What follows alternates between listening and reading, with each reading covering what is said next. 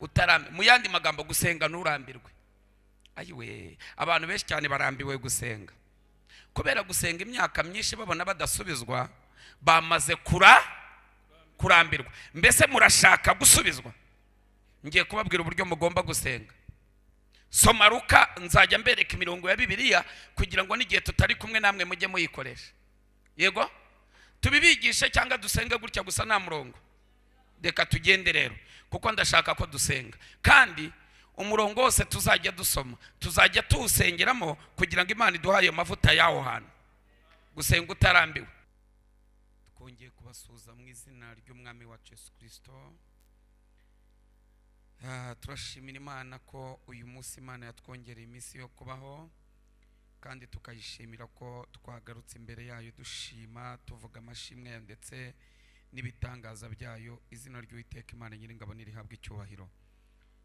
Reka munyemerere duhaguruke dusenga Imana, duhereze ikaze abantu badukurikira bari hirya no hino ku isi, duhereze ikaze abantu badukurikiranye bari ku mbuga nkoranyambaga, duhereze ikaze n'abantu turi kumwe muri aya materaniro y'uyu munsi bita uwa kane w'ibimenyetso no gukira indwara. Ndabizi neza ko uyu munsi hari iby'Imana iri buze kuza kugukuraho, kuko nawe ubwawe wari ubirambiwe. Kuko ndagira ngo ubwire ko ibyo warambiwe n'Uwiteka yabirambiwe, ibyo wahaze n'Imana yabihaze, ibyo udashaka n'Imana nibishaka, ibyo wirukanye n'Imana yabyirukanye. Uyu munsi hari ugukora kw'Imana gukomeye. Imana iraza kwiyerekana mu buzima bwawe, kandi uraza kubona imirimo y'Imana muri wowe. Hari ukubaho kw'Imana, hari ibitangaza by'Imana.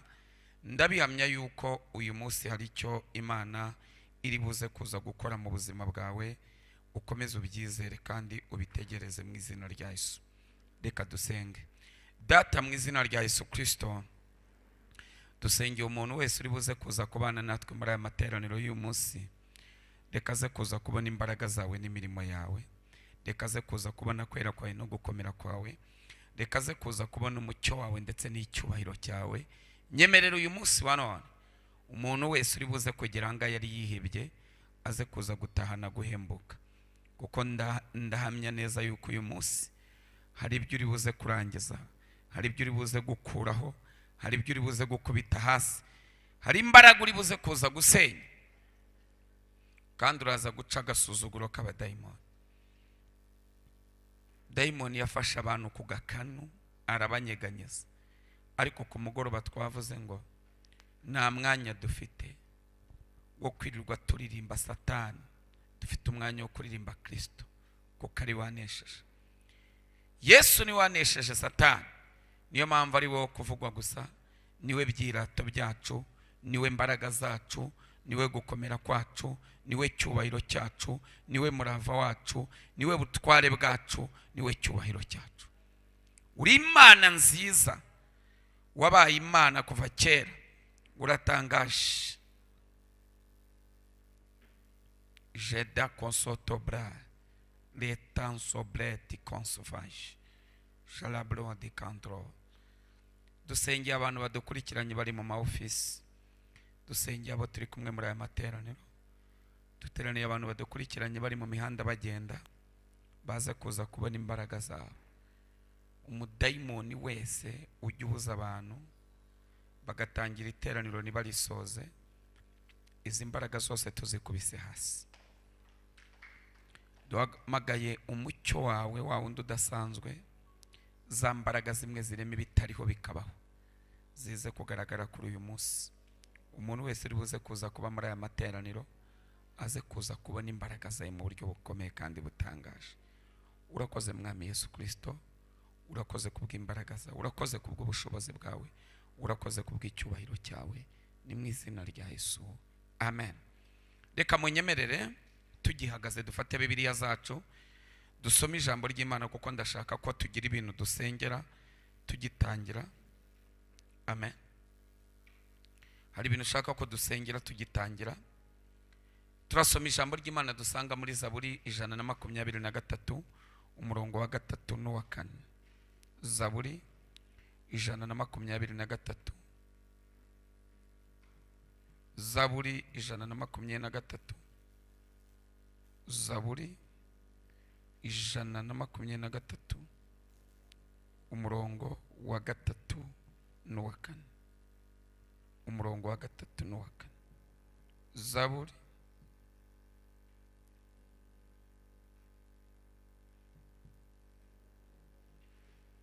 amen.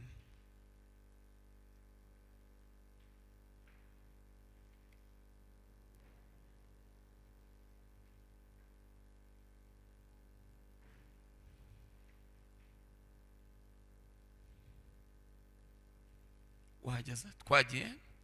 Haravuze ngo Uwiteka utubabarire utubabarire kuko duhaze cyane igisuzuguriro. Zamuka.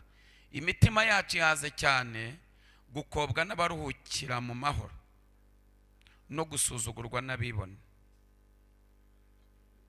Amen. Ijambo tugiye gusengeramo, tugiye gusengera mu ijambo rivuga ngo ibintu turi burambirwe n'Uwiteka ari bubirambirwe. Munyumve neza. Ibintu warambiwe n'Uwiteka yabirambiwe. Ibintu utararambirwa n'Imana niri bubirambirwe. Ndagira ngo mbibutse, ubuzima utarambiwe Imana ntabwo ibukwimuramo ahubwo ibukurindiramo. Reka ngasubiremo. Ubuzima utarambiwe, iyo utarambiwe ubuzima ntabwo Imana ibukwimuramo ahubwo ibukurindiramo. Ndabivuga gute? Nutarambirwa ubusiribateri ukumva burakunyuza, uzarinda uva muri uyu mubiri ukiri umusiribateri uri umukecuru w'imyaka 100. Kubera iki? Wowe wumvise ko ntacyo bugutwaye, Imana iguha imbaraga zo kubukiranukiramo, uzarinda ugize imyaka 100 ntacyo upfa kuba gusa atari ubuzima bukora ibyaha. Ariko niba ari bwo wahisemo, Imana izabukurindiramo ntabwo izabukwimuramo. Ijambo rya kabiri, nurambirwa ubushomeri cyangwa ugahagaruka ukavuga ngo ubushomeri genda umva nta kintu buntwaye ndakome, uziberaho ubuzima bujya kumera nka manu. Manu ni ubuzima bubuza umuntu gupfa ariko butagira icyo bumumarira. Ubuzima bwa manu murabuzi? Ni ubuzima bubuza umuntu gupfa ariko butagira icyo bumumarira. Ubwo ni ubuzima bwa manu bubuza umuntu gupfa. Ni ubuzima bubuza umuntu gupfa. Nibyo bita manu nyine. Manu ibuza umuntu gupfa. Ni bwa buzima umuntu yaguhaye 2 byo kurya, murabizi? Yaguhaye 5 ukagenda ukagura icyo kurya, ejo ugategereza ko nanone uzahura n'undi. Ubwo nibwo buzima bwa manu. Ni cyagiye wisiga ku mavuta. Mujya mubona abantu bisiga amavuta atandukanye kubera manu. Akaba afite utuvuta yisiga iyo agiye ahantu, akagira n'utundi avuga ati nyaboneka nzajya ngira gutya, nyaboneka rwose sinabimenya, ati tuno ndebe ko natumara n'umwaka. Kandi uko dutinda muri iryo cupa ni nako tunapfa. Kuko manu iyo iraye mu ihema ikarara itariwe irabora. Nibwo buzima bwa manu. Murabizi amavuta agira amagaranti. Hari amavuta atinda gapfa, murabizi?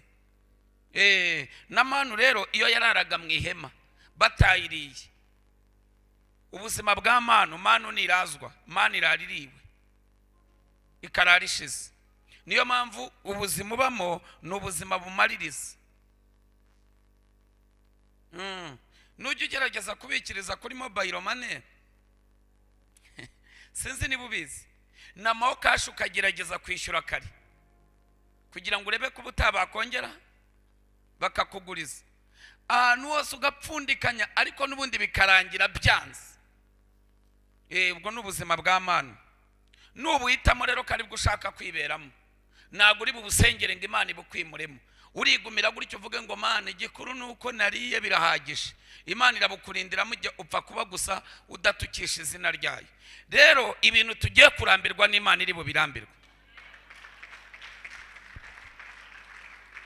Ni bande bantu barambiwe ubuzima bwa manu muri iri teraniro? hari abantu barambiwe ubuzima bwa mana. Murahari? Tugiye kubusezerera mu izina rya Yesu. Tugiye gusezerera buno buzima bwa manu, ibintu turi burambirwe n'Uwiteka ari bubirambirwe, ibintu turi buhage n'Imana iri bubihage, ibintu tudashaka n'Imana nibishaka. Urambiwe ubusiribateri, senga Imana ibukwimuremo. Urambiwe ubushomeri, senga Imana ibukwimuremo. Urambiwe gucuruza ugahomba, senga Imana ibikwimuremo. Bibiliya iravuga ngo musabe muzahabwa, mukomange muzakingurirwa. Twinjiye mu mwanya rero wo gusaba, twinjiye mu mwanya wo gukomanga. Rabashakara ya basendema, komanga mu izina rya Yesu.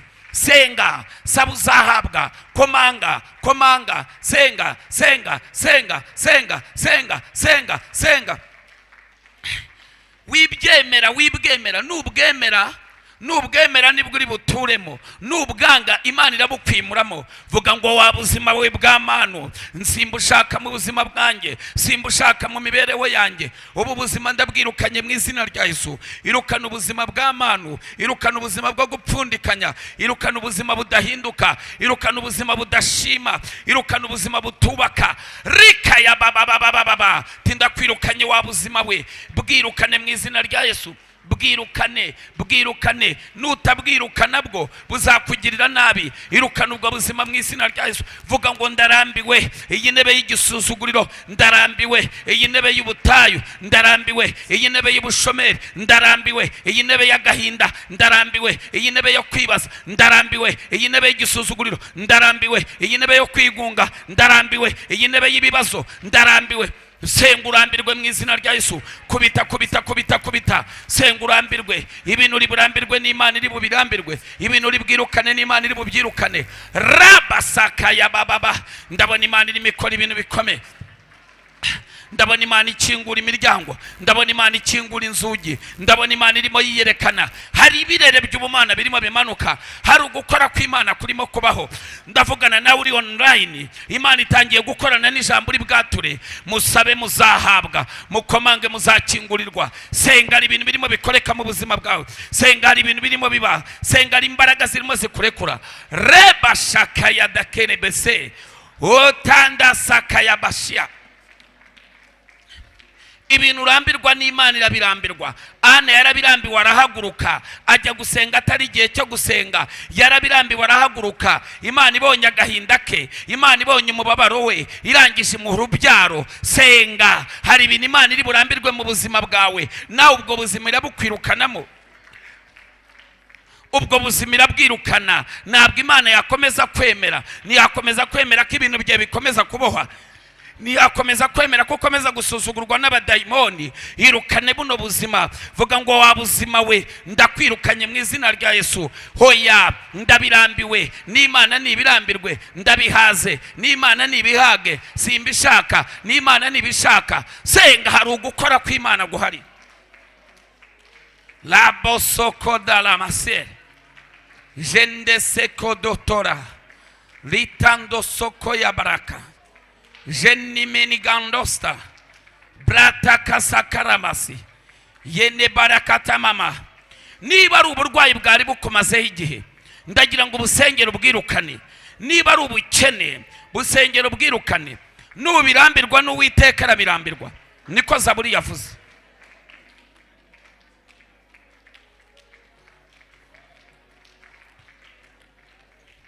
Komera Imana amashyi buri munyumva.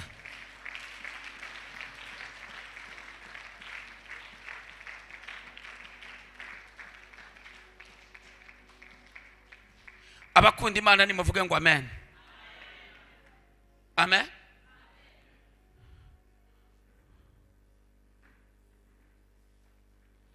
Tugiye kuvuga uburyo butanu bwo gusenga, sibyo?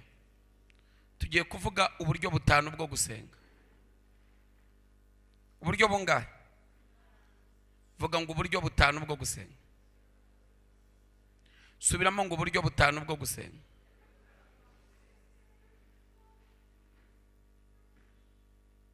Uburyo butanu bwo gusenga. Imana ishyirwe hejuru. Uburyo bungahe? Witeguye kubwumva? Yesu ashimwe. Witeguye kubwumva? Abantu twe turi kumwe ejo bundi nababwiye uburyo burindwi bwo gusenga, ariko uyu munsi ngiye kukubwira uburyo butanu bundi bwo gusenga bwiyongera kuri bwa bundi burindwi nababwiye. Yesu ashimwe.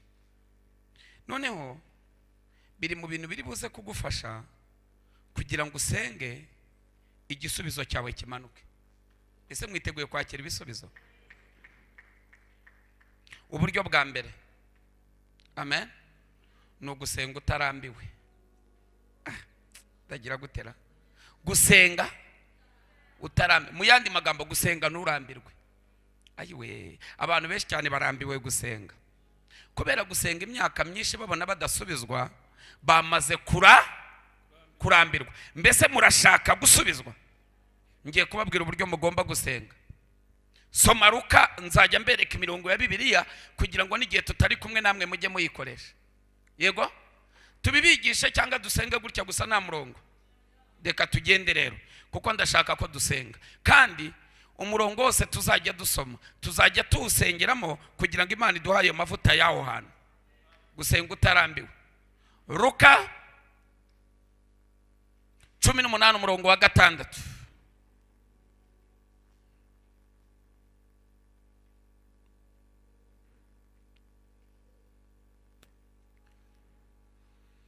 Ntabwo nigeze ngukunda uko ngukunda, mwami wanjye. Haleluya. Mwami wanjye Yesu, nyir'ubuntu bwose, lekatakaya olabasera, nigeze ngukunda urwo ngukunda. Hey, tetero sai, mwegera ibyuma tugiye gusenga tunare.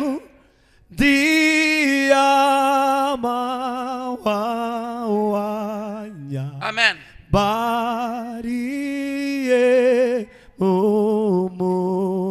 Reka dusome Luka igice cya 18 umurongo wa 6. Aravuze ngo nuko umwami Yesu arababaza ati, nimwumvise ibyo umucamanza, haleluya, ukiranirwa yavuze. Ibiki? Umucamanza ugira gute? Umucamanza ukiranirwa yavuze. 7. Ubwo bibaye bityo, Imana se yo nizarengera intore zayo ziyitakira ku manywa na ryari na nijoro, mbese izazirangarana. Umurongo wa 8. Ndababwira yuko izazirengera vuba. Nicyo nashakaga. Ndababwira ko izazirengera vuba. Umutwe w'amagambo uvuze iki? Umutwe w'amagambo w'icyo gice, umutwe w'amagambo,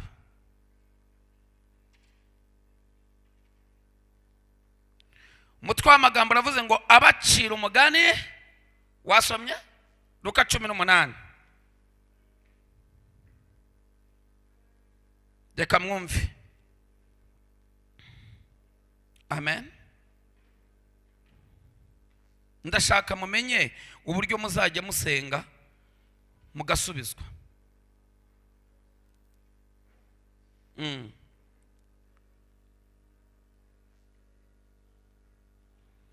So de can soprere Sidone. Umugani w'umucamanza n'umupfakazi wamutitirije. Imana igumugisha. Yesu ashimwe cyane. Amen. Vuga ngo gusenga nurambirwe. Gusenga nugire gute? Gusenga nurambirwe. Buriya ngiye kubabwira akantu kamwe. Hari igihe musenga igisubizo cyagera igihe kije mukaba mubivuyemo.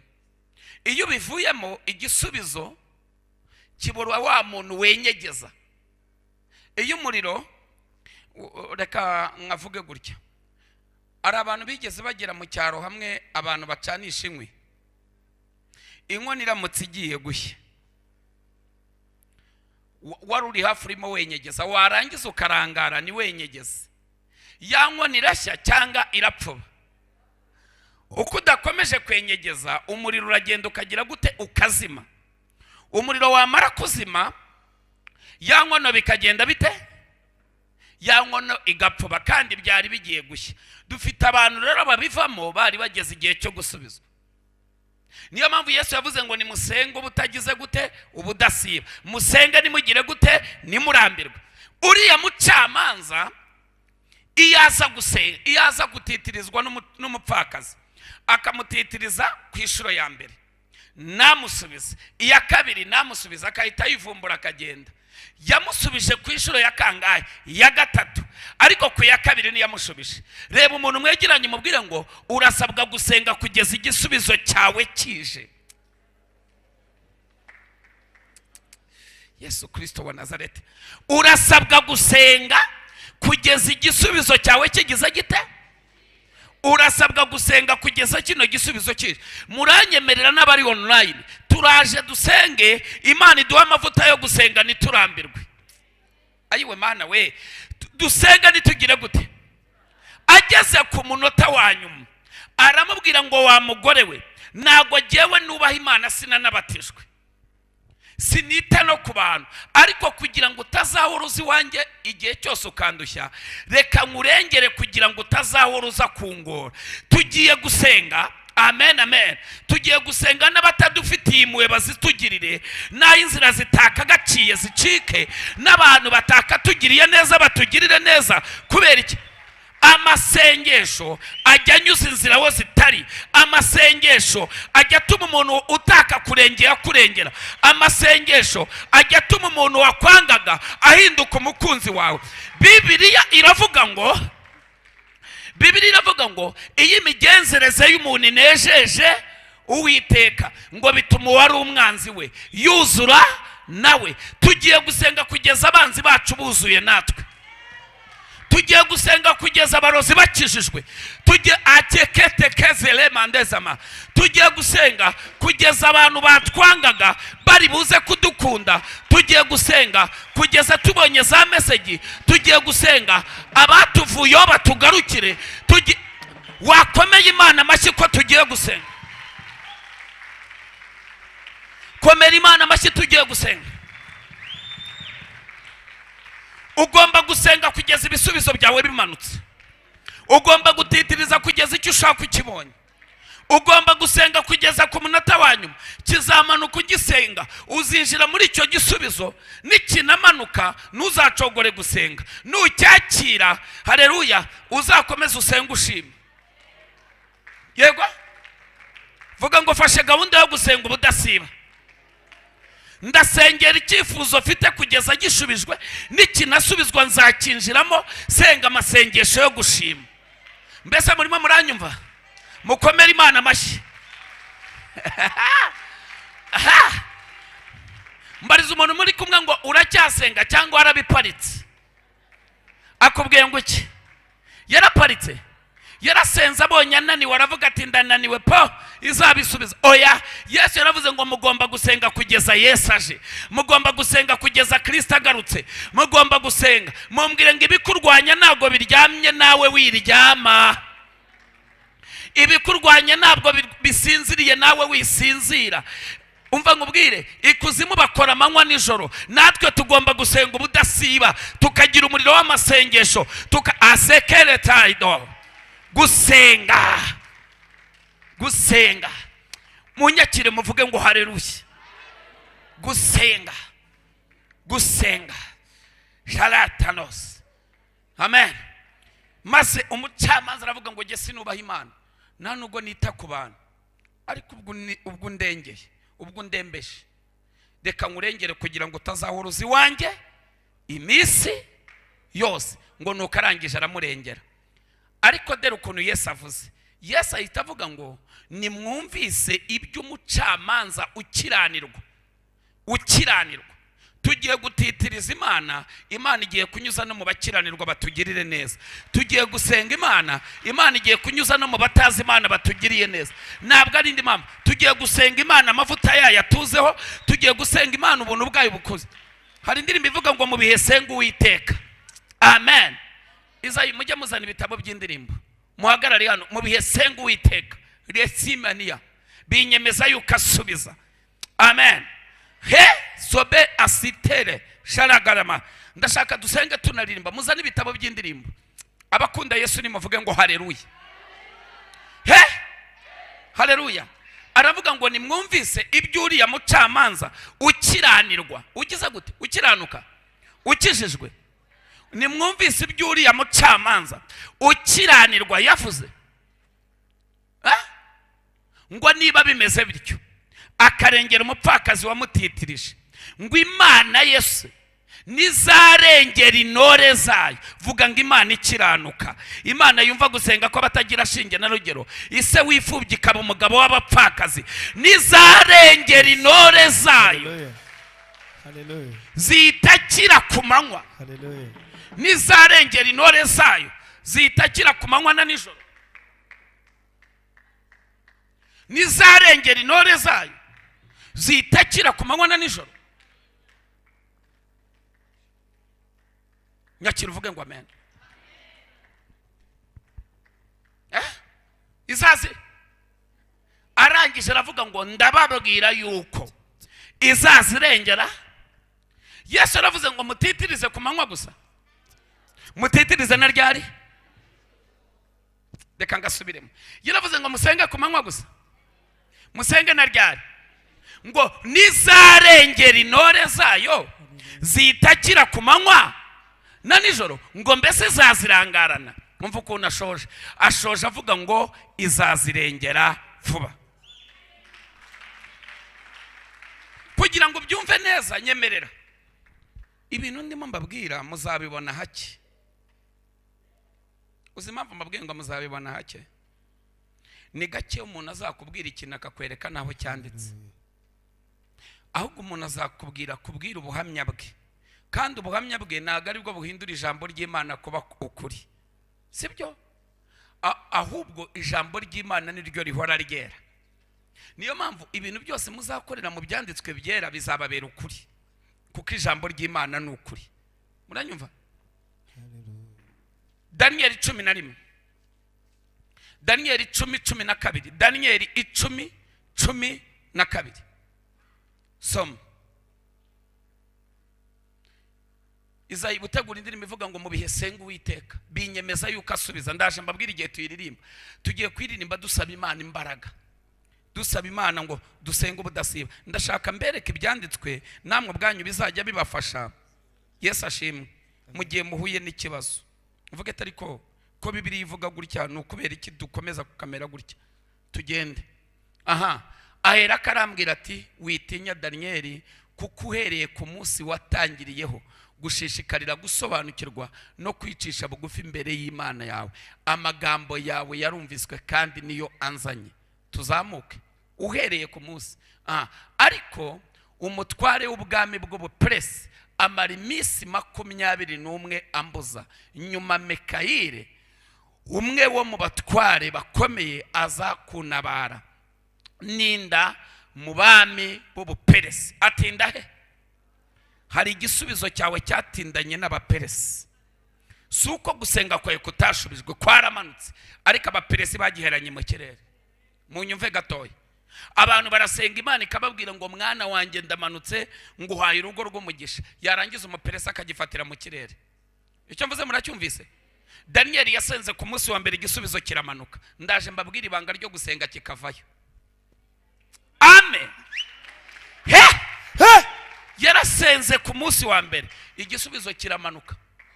Icyahise kimanuka rwose muhungu wacu turagushubije. Igisubizo kiramanuka,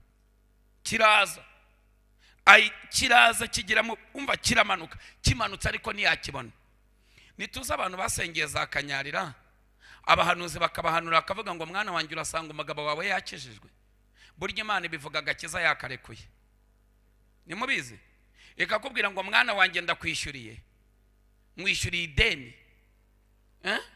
Yabivuga ahubwo bakarara bagusohoye mu nzu. Yavuga ko iguhaye umugabo wawe akijijwe uwo munsi akaba aribwo gukubita atajyaga nagukubita.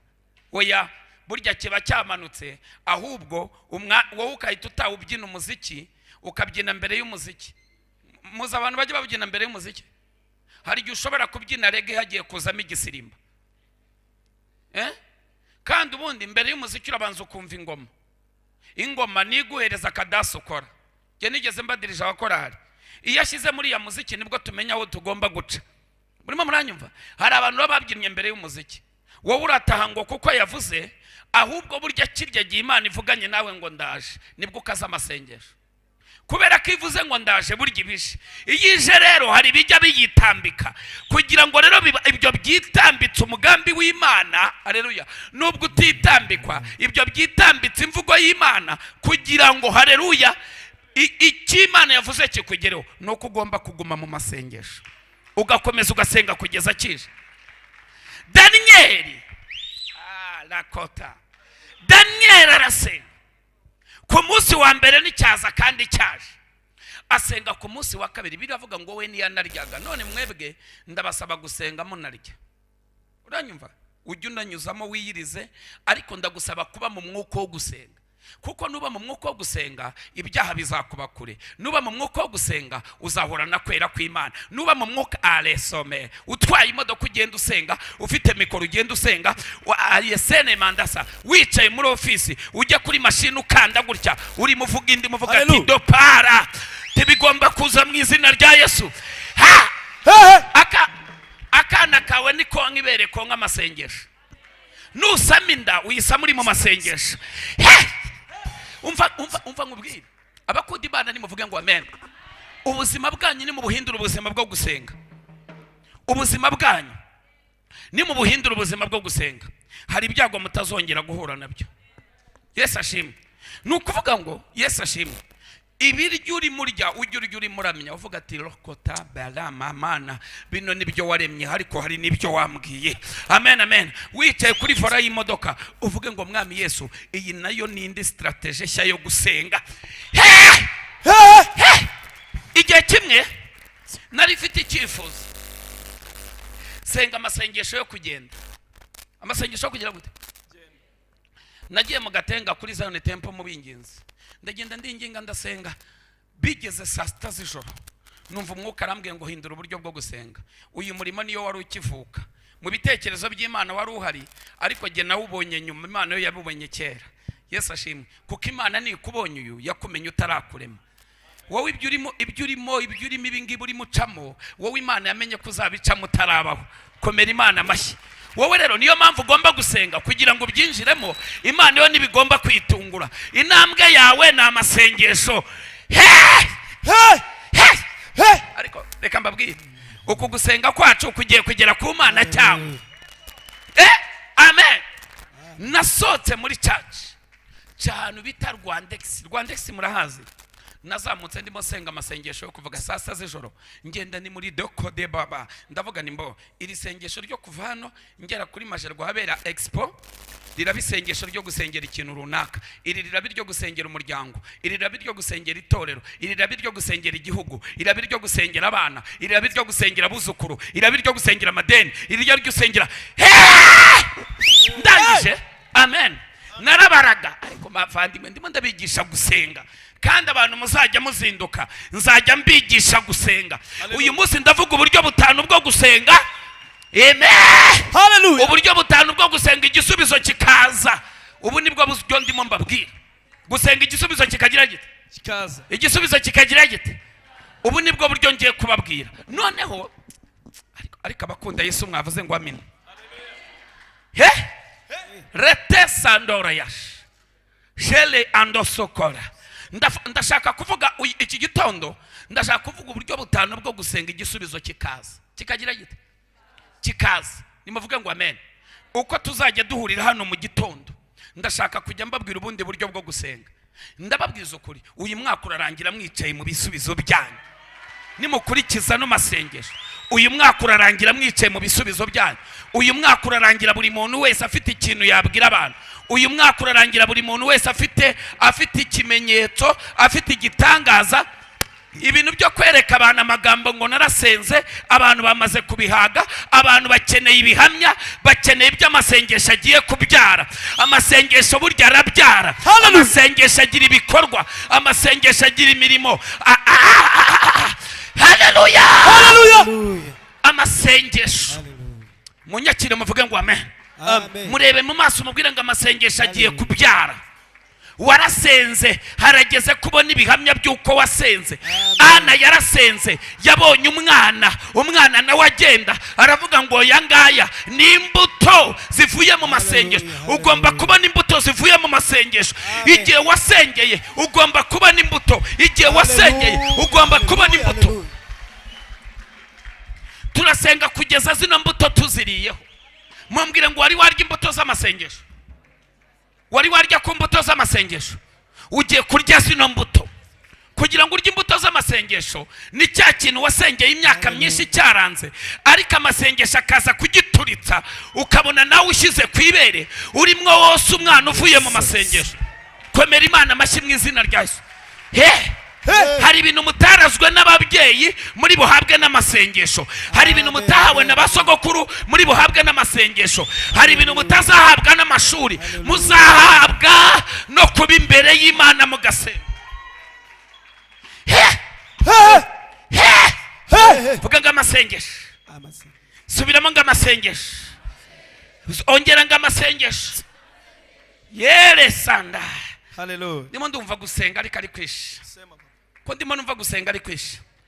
Ko ndimo numva uburyo bwo gusenga ari bwishi. Ko ndimo ndumva Imana irimo ishyiraho uburyo bwo gusenga. Yesu ashimwe. Ndumva Imana irimo inyungura uburyo bwishi bwo gusenga. Yes andaye. Narazamutse ndasenga ngera ahantu habera expo, murahazi? Mageze manuka ngira gucurika nerekeje ahantu bita mu Gatenga ninde uhazi? Mu Gatenga. None nerekeje mu Gatenga, dore icyo nabwiye Yesu ngo Yesu rero ubu noneho kuva hano ngera Kicukiro centre, ubwo ni mu ijoro, kuva hano ngeze Kicukiro centre nta kindi kintu ngiye gusengera. Ngiye gusenga isengesho rivuga ngo amen. Imana ikigikira intego ufite, kuko ujya ukora siporo ukazunguruka umujyi wose ariko bikarangira nta mugisha uhawe, bikarangira ukoze umubiri. Kubera ko mu mutwe washyizemo siporo ntiwashyizemo gusenga. Mumbwire ngo urimo urahomba. Yesu ashimwe cyane. Amen. Wowe comekamo amasengesho, Yesu ashimwe, ubundi ugende uzashiduka iby'umubiri byikoze kuko wubatse iby'umwuka. Hallelujah. Uzi kugenda umujyi wose nta cyifuzo ufite.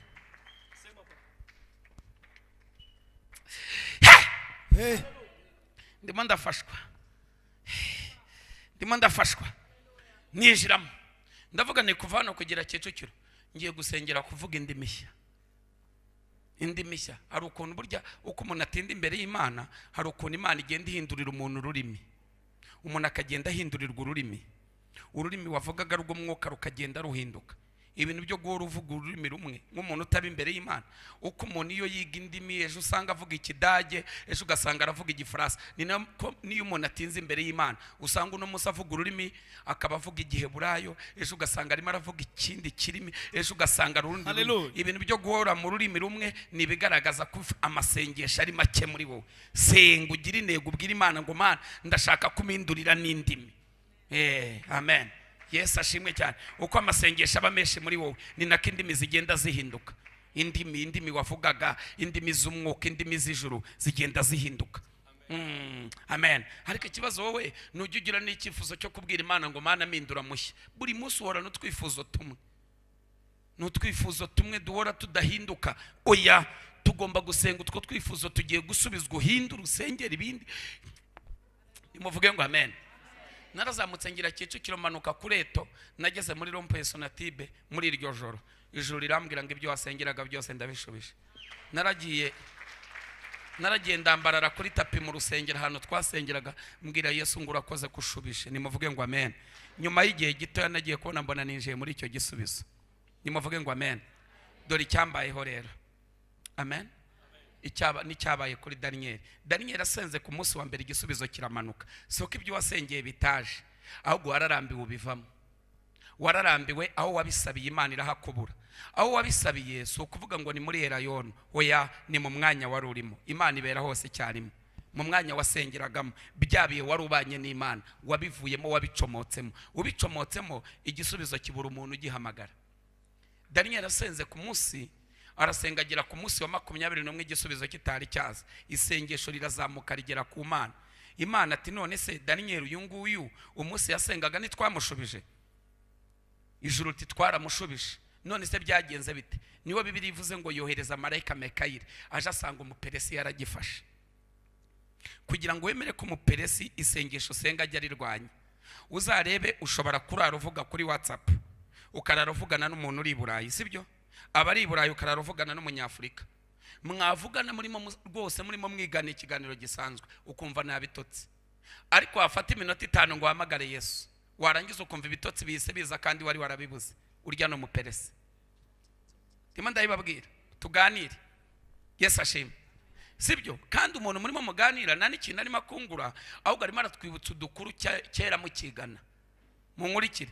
Murimo muraganira, arimo arakubwira utuntu, hari n'igihe barimo akubwira abantu bakuvuga nabi. Mbwira sha, mbwira rwose, mbwira rwose tumbwire.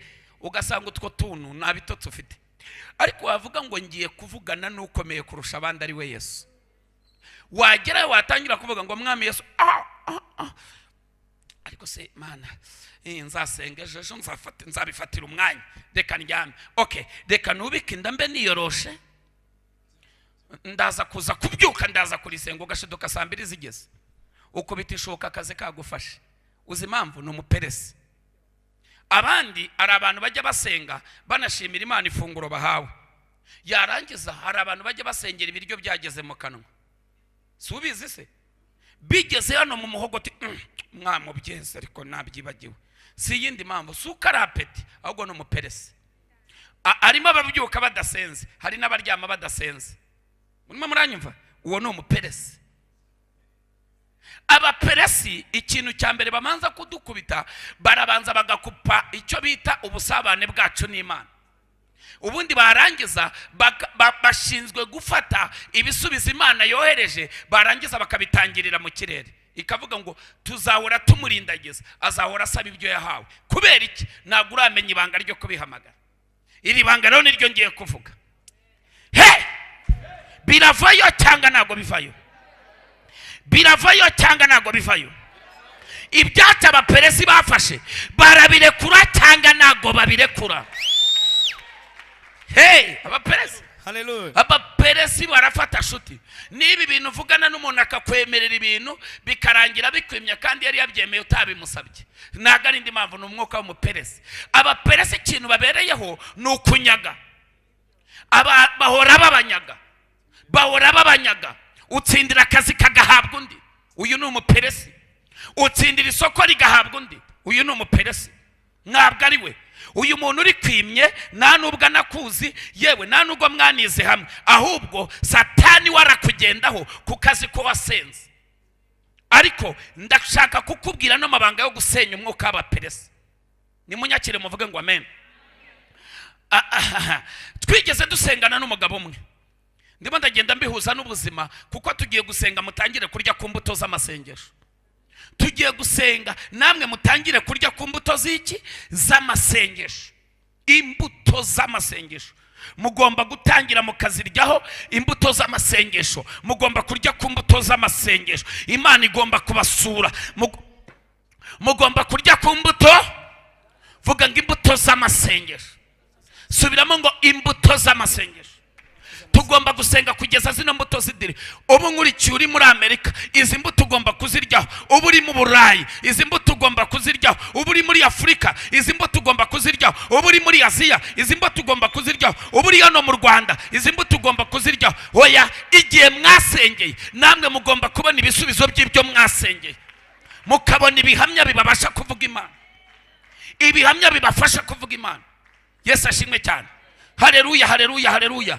Abantu bahora babaza ngo Imana yacu irihe, igihe basengeye ko badasubizwa, igihe basengeye ko nta gihamya tubona. Ugiye gusenga kugeza ubonye igihamya. Komera Imana amashyi. Ugomba gusenga iki giti kikera, nawe ugatangira ukagisoromaho, ukacyereka abana bawe, ukacyereka inshuti zawe. Ndimo ndavuga uburyo butanu bwo gusenga. Ndi ku buryo bumwe bwitwa gusenga nturambirwe. Ayi wewe vuga ngo gusenga nturambirwe. Subiramo ngo gusenga nturambirwe.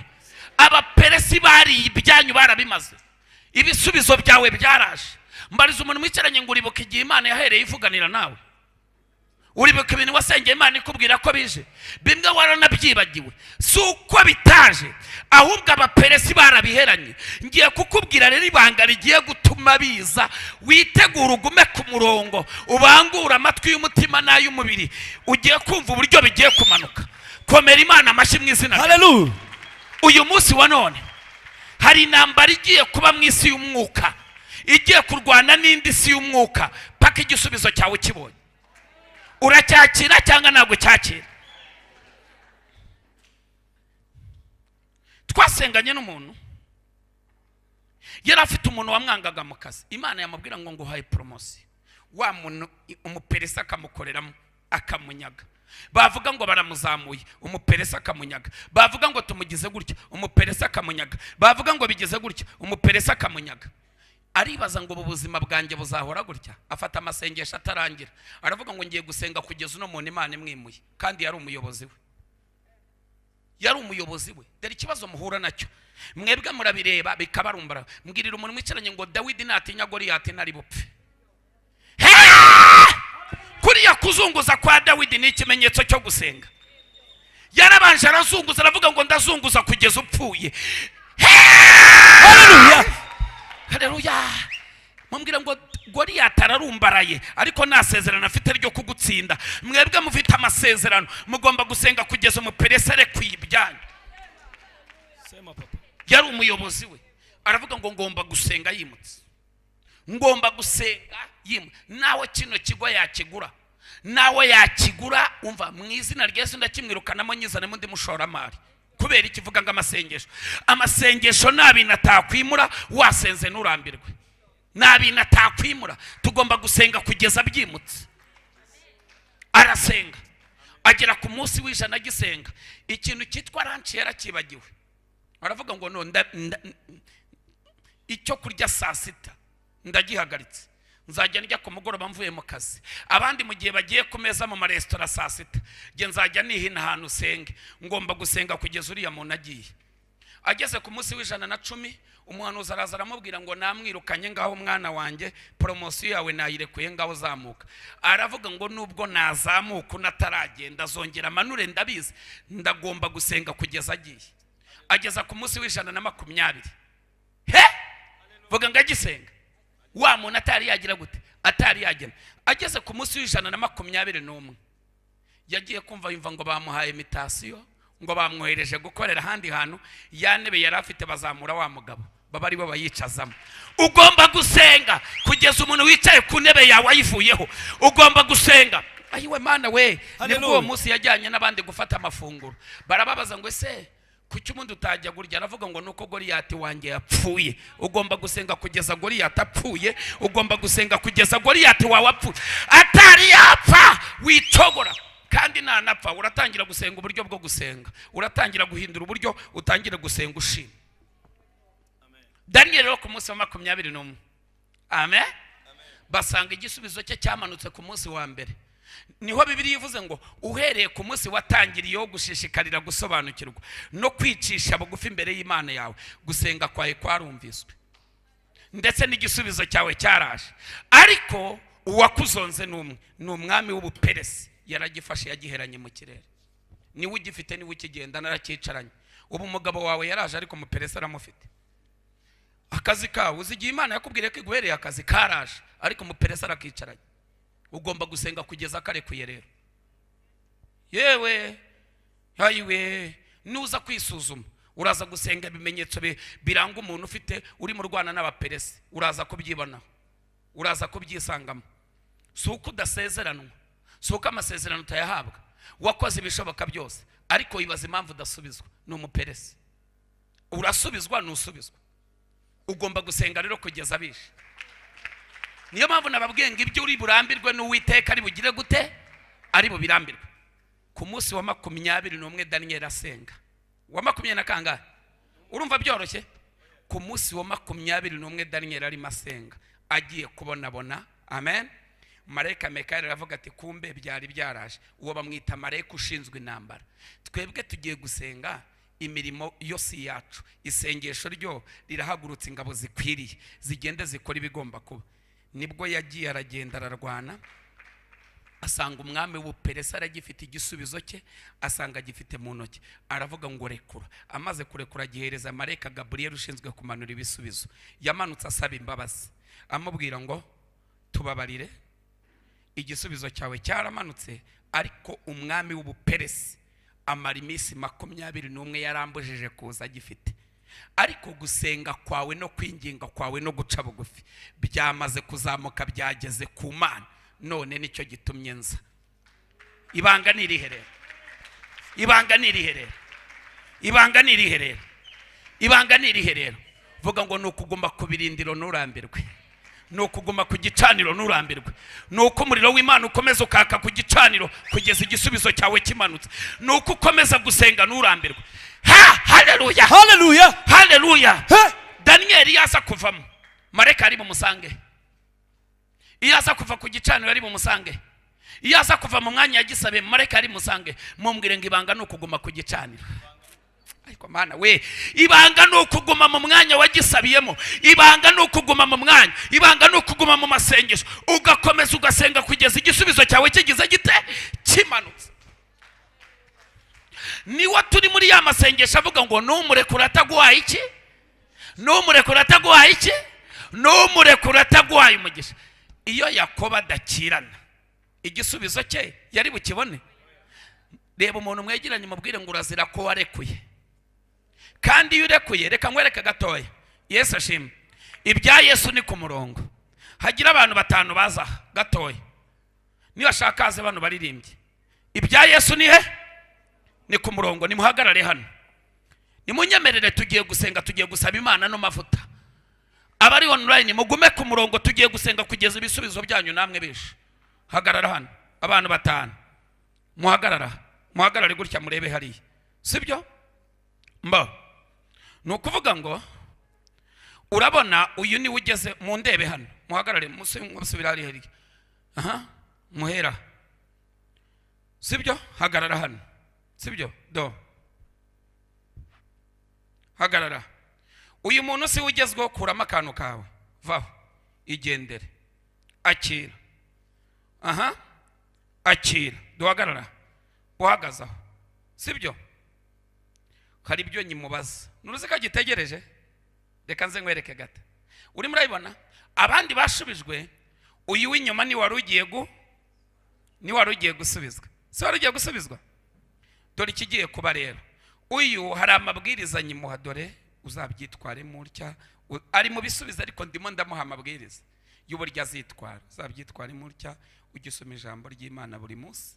Dore none uyu nguyu ari ku murongo, ariko arimo arabona atinze kugira gute kugerwaho, kandi niwe ukurikiye. Nuko iby'isi y'umwuka utabasha kubirebesha isi y'umubiri.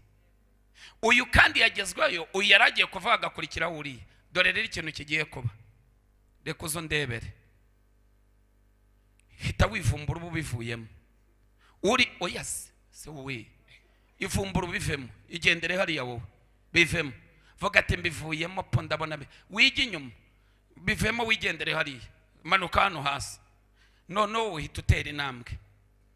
Umwanya yarahagazemo hagiye mundi.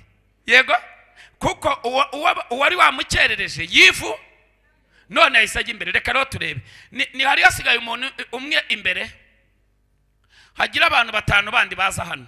Muze vuba vuba 5, mwihute vuba vuba ariko mujye mugira vuba. Iyi ni prophetique. Ariko se mana yanjye, nga muhagarare hano. Aba ni abantu bangahe? Muhagarare hano, muhagarare aho ngaho inyuma. Aha, sawa, tuganire.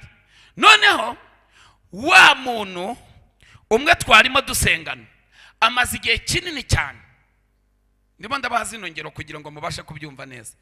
Amaze igihe kinini cyane arimo azerera ashakisha, sibyo? Wa wundi wari uri inyuma ye, igendere nawe, igendere, tambuka, caho. Utanga ibisubizo jewe ndacyahari, ariko uwari uri inyuma yawe yagize gute? Yarivumbuye. N'uwari uri inyuma ya wa wundi yarashubijwe. Yagize gute? Yarashubijwe. Noneho reka garuke turebe kari busubiraho yarari. Ngaho garuka turebe. Kondisi yarasubira he? Arasubira inyuma kugira gute? Gutangira. Reba umuntu mubwire ngo nuramukucikirije. Nuramukucikirije uvuye ku murongo Imana yagushyize, ukibeshya ukawuvaho, nugaruka uzaza utangire, ntabwo uzakomereza aho wari ugereje. Ibya Yesu ni ku murongo. Ndashaka mu nyumva. Ibya Yesu uva ku murongo wakinjiramo kandi ahita ajya mu mwanya wawe. Igihe cyose uzagenda ukazagarukira, uzagaruka uhita usubira inyuma hehe? Gutangira. Ntabwo uzavuga ngo nawoze. Ibya Yesu niko biri. Reba umuntu mwegeranye umubwire ngo umurongo Yesu yagushyizeho wiwukuraho. Komeza usaba ariko usabira hehe? Komeza utegereza ariko utegerereje hehe? Komeza wiginga ariko utingingira hehe? Haleluya. Aka kana aricyo kabamariye. Turasabwa kugumahe. Turasabwa kugumahe. Dusengere he? Twingingire he? Vuga ngo umurongo ni uwe. Vuga ngo ni ku gicaniro, ni mu masengesho, ni mu gukiranuka, ni ukuguma mu bihe by'Imana, ni ukuguma mu murimo w'Imana. Niba uri umuririmbyi komeza uririmbe, niba uri umunyamasengesho komeza usenge, niba uri protokole komeza uzinduke. Ibya Yesu. Haleluya. Haleluya. Hey. Ku buryo Imana nimanuka ije gusubiza abakozi, izagusange mu murongo w'abaki. Ibi bintu birimo birumvikana. Yesu ashimwe cyane. Haleluya. Hari abantu bahuye n'imiyaga, barangije ibyo bakoraga barabihagarika, batinze gusubizwa. Aravuga ati igihe naririmbiye, ndimo ndabaganiriza, turi mu buryo bwo gusenga 5. Bino bintu aricyo birimo bamarira. Ibi birabafasha. Igihe naririmbiye po reka njye gushakishiriza no mu bundi buzima bwo mwisi. Siko ibintu biri. Noneho kandi kumbi ryashyaka ryawe na cya gitondo cyawe na kwa kwitanga kwawe Imana yaririmo itegura. Waranasenze kubwira ko igushubije, umuperesi aragifata. Hari yageze ko amasengesho yawe abomora ikirere. Ageze igihe akibomora, marayika aje asanga umurongo uvuyeho. Imana ije guhemba abakozi, ije guhemba abaprotokole, wowe kuburamo. Ije guhemba abaririmbyi, wowe kuburamo. Ije guhemba abanyamasengesho, wowe kuburemo. Isanga wavuye hehe? Wavuye ku murongo. Ibanga ni ukuguma hehe? Iyo Daniel ava ku murongo, igisubizo cyari buhamusange. Mwambwira ngo igisubizo kidusanga ku murongo. Komera Yesu amashyi menshi cyane. Komera Yesu amashyi menshi cyane. Tugiye gusengera ku murongo, tugiye guhamagarira Imana ku murongo. Zamura ibiganza byo, vuga ngo sindi buve ku gicaniro. Vuga ngo ntabwo ndi buve ku gicaniro. Vuga ngo ndasenga kugeza igisubizo cyanjye kije. Umwanya Imana yashyizemo ndawugumamo, aho nayihamagariye, aho nayibwiriye ndahakomeza. Ndakomeza mingingire, ndakomeza amahamagarire, ndakomeza amagarare mu mwanya wanjye kugeza igisubizo cyanjye kigize gite. kugeza igisubizo cyawe kije. Ugomba gusenga kugeza igisubizo cyawe uwagitwaye kirekura, uwagitwaye akizane, uwagitwaye agikureyo. Komera Imana amashyi niba urimo nyumva. Dusenga kugeza dusubizwe, dusenga kugeza dusubizwe, dusenga kugeza dusubizwe. Noneho reka n'abano bandi bagende basubizwa. Akira nawe urashubijwe igendere, nawe urashubijwe igendere, nawe urashubijwe igendere, nawe urashubijwe igendere, nawe urashubijwe uretse gato guhagaze ngo amabwiriza hagezeho wa wundi, sibyo? Ina ni karande yo kwivumbura. Abantu bagira karande zo kwivumbura ku Mana. Tugira abantu barambirwa, tugira abantu batazi gutegereza. Ariko abantu bose b'Imana ng'iby'Imana birya barambije. Abarambiwe bagiye barambya herero, ni barambya mu bibi, barambya mu byiza, barambya mu masengesho, barambya mu gukiranuka, barambya mu kwihangana, barambya ku gicaniro, barambya imbere yayo. Komera Imana amashyi.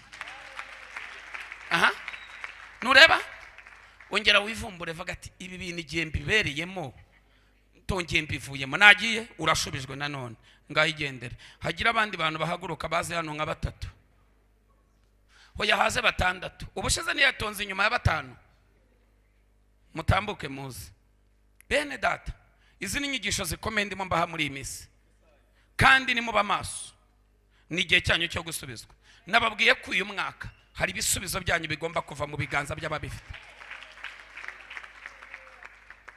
Haje 5 nyene y'umwe, ihute vuba vuba, sawa? Ngaho zamoko bajya inyuma. Yewe reka nongere ngaruke ngiye kureba ko hari icyo byatanga. No mukanya yagiye inyuma y'abangahe? None agiye inyuma y'abangahe? Babandi bose yasize barashubijwe cyangwa nago bashubijwe? Reba umuntu mwegeranye mubwire ngo uko ukomeza kugenda uva mu mwanya wawe ni kurimo wikerereza kwakira ibisubizo. Buri munsi uzajya usanga abantu bagezeyo kubera iki? Guhora uva mu mwanya, guhora uva mu cyerekezo. Uno munsi mbirimo, uno munsi nabivuyemo, nabirambiwe, bamvuze, ndivumbuye, basebeje, mbivuyemo. Ni cyagiye usanga umuntu ahora mu ruzerero. Hari icyo bita uruzerero rw'umwuka. Sibyo? Uruzerero tuvuga so kujya gushaka Imana, tujya tubyitiranya. Kujya gushaka Imana se twese nituvana tukajya za Uganda tukajya gusenga za Paria Mountain, nitujyayo, nitujya za Kanyarasi tukajya gusenga. Urwo naga ari uruzerero no gushaka Imana. Na Yesu yasengeraga ku misozi itandukanye. Nituvana se tukavana muri rayono tukajya nandi tukajya gushaka Imana, tukajya gusenga. Ubu se twese twabatirijwe aha. Umwanya Imana igushakamo ni umwanya wo gusenga, ni ukugumana nayo. Ibyo byose ni ukugumana inzira zigana Siyoni mu mutima wawe. Niwo mwanya Imana igeze gute? Niwo mwanya Imana igushakamo, umwanya wo gukomeza gusenga, umwanya wo gukomeza kwinginga. Yesu ashimwe cyane. Uruzerero rwo mu mwuka. Uyu munsi mbirimo, uno munsi nabivuyemo, uyu munsi nasambanye, ejo nagize, ejo nasomanye mbivuyemo, ndongeye ndakijijwe. Urimo urasubira inyuma gutangira. Urimo uramva Imana irashaka ko umurongo wayihamagariye ari wugumamo. Mana ndagira ne mwabantu b'Imana, sibyo? Ndabona bindambiye, ngiye kuba ndebye umusore unerinda, nazarinda pfana nabyaye. Yesu nabishaka azabamo umugabo, simubizi se? Sha yinere nta kibazo, yinere ndabishaka, sinzabana nawe singukunda, yinere ndasubirayo. Ndabazi yewe beshe nahuye nabo bagiye bamubwo buhamya. Ti pastor nukuri sinamukundaga, narambwiye nanere inda, nabonaga imyaka isize pastor, nabonaga bingoye. Uri muranyumva? Nzongera ngaruke. Kandi icyo gihe amubwira ngo nerinda ni igihe cye cyo kwakira igisubizo cye cyari kigeze. Dore rero ibya Yesu ni ku murongo. Urimo muranyumva neza? Yakobo 1:12 hahirwa uwihanganira ibimugerageza, kuko namara kwemerwa azambikwe ikamba ry'ubugingo. Ndagusaba kuguma ku murongo, ndagusaba kuguma ku murongo. Mwene data shuti yanjye, ndagusaba kuguma, ndagusaba kuguma. Mwene data unkurikiye online, ndagusaba kuguma ku murongo. Aho wahamagariye Imana, guma muri uwo mwanya. aho wahamagara Imana yasinze zubatswe n'abana b'abantu, aho wahamagara Imana si inyubako, aho wahamagara Imana ni mu mutima wawe, kuko urusengero rw'Imana ruri mu mitima yacu, turarugendana. Haleluya. Imana niza gusubiza ntabwo izasubiza kino gisenge, izasubiza umutima wawe. Nimuvuge ngo amen, amen, amen, amen. Izasubiza umutima wawe. Ndagira ngo ugendane gukiranuka mu mutima wawe, ugendane kwera kw'Imana mu mutima wawe, ugendane igisubizo cy'Imana mu mutima wawe, ugendane umuriro w'Imana mu mutima wawe, ugendane igicaniro mu mutima wawe. Ndagusaba iki kintu, niba ukora kuri sitasiyo ujye ushyiramo essence, ufata pompe, uri muvuga indimi, wanyakira ukavuga ngo amen, amen. Munega amatwi, Yesu ashimwe cyane. Ndimo ndabigisha uburyo bwo gusenga, munyemere buno buryo mu bwumve, kandi buraza kuza kubafasha. Cyagiye uri mupima ku munzani babacuruzi, cyagiye uri mushyiramo, jya ushyira muri muvuga indimi, uvuga ngo ngende umukristo zahora ndiwe naho igihugu cyose cyase. Mu gihe abari hirya barimo batekinika, barimo bahimbahimba amafagitire, wowe urimo uraririmba kuri umukristo, Imana irimo iravuga ngo dore umukristo. Haleluya. Yesu ashimwe cyane. Amen, amen. Mu gihe uri hirya nimo avuga ngo mva ndagukaturira, yewe arabizi Mariya yiranguye 5, munega amatwi. None arimo aravuga ko yiranguye 6. Uje akamugatisha waretse nkagwa 5,500, sha niyo nayiranguye. Sikani mavuga sha nano maze kandi urabizi ko wayiranguye 5.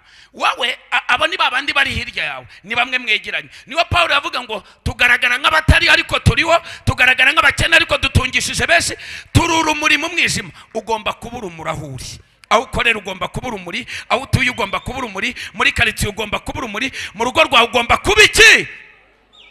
Dore kirimo kibarera, wowe urimo urapima ku munzani muvuga ngende umukristo zahora ndiwe naho igihugu cyose cyase. Ubwo urimo urasuka ji, urimo uramuhereza, kumbe akabako we azi ko muri kumwe, kumbe urimo uraganira n'umwuka wera. Umwuka wera arimo aravugana nawe, umwuka wera arimo arakubwira, wowe urimo uringinga, urimo uramuhereza rido, urimo uramubwira ngo dore ino rido izajyana n'iyi. We azi ko urimo bivugira mu mubiri, kumbe urimo uravuga indimi, urimo uraririmba, urimo uvuga ngo haleluya. Mubisenga Uwiteka, Mubisenga Uwiteka, inyemeza haleluya, haleluya.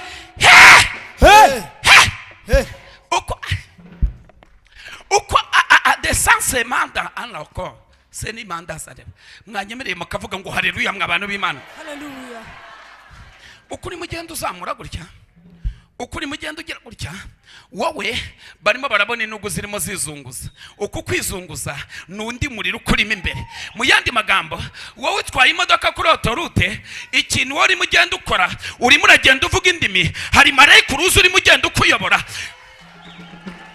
Marayika Imana arimo arakuyobora. Abantu barakubana uri mutwara, ariko ntabwo utwaye nkabo. Kubera iki? Hari marayika uri imbere yawe, arimo arakubwira ngo nyura muri iyi nzira, arimo arakubwira ngo caha, arimo arakubwira ngo genda gutya, arimo arakubwira ngo kora gutya, arimo arakubwira ngo aho. Haleluya. Samura haleluya. Haleluya. C'est pas assez le mando. Ndimo ndababwira uburyo butanu bwo gusenga. Jalaka Serimeniase, Zobini andasoba, Jelimini katia, Sherikita topa, Seniminiase, Wariamansa, Urimurabgira Yesu kuri ku murongo gusa, Urimurabgira Kristo kuri ku murongo gusa, Urimurabgira umwami kuri ku murongo gusa, Urimurabgira Kristo tigende ku murongo, ntabwo ndi buveyo. Mbwirira abantu batatu ngo guma ku murongo, guma ku murongo ni Imana igiye gusubiriza, guma ku murongo ibisubizo biraje, guma ku murongo dore turashubijwe, guma ku murongo dore turatashye, guma ku murongo, guma ku murongo, guma ku murongo, guma ku murongo, guma ku murongo, guma ku murongo, guma ku murongo. Urimo wurira indege, uzajya uzamuka muri esikariye, abantu bazi ko urimo winjira nk'abandi, kumbe uri muri rekete kose tekese tekese jekete kese kese setibene sarime nigiriya eshere monde bari mase baba esema. Uzajya utanga passport ngo bagutere unyemerere kumbe wowe uri muri rakore benesoria urema sende menikate kandi aikonte kazukia ashete kesete sekete katab ayatokote kadabatoke esekere noneho umva ngubwire umusore nashaka kukwibeshaho akaza kugukora kwibere azajya akora wagira ngo umuntu usa najya kugukora ajya kumva ngo rekete kata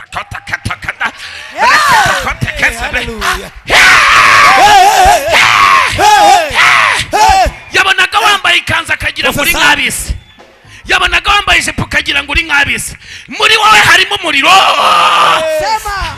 harimo umuriro w'amasengesho harimo umuriro w'imbaraga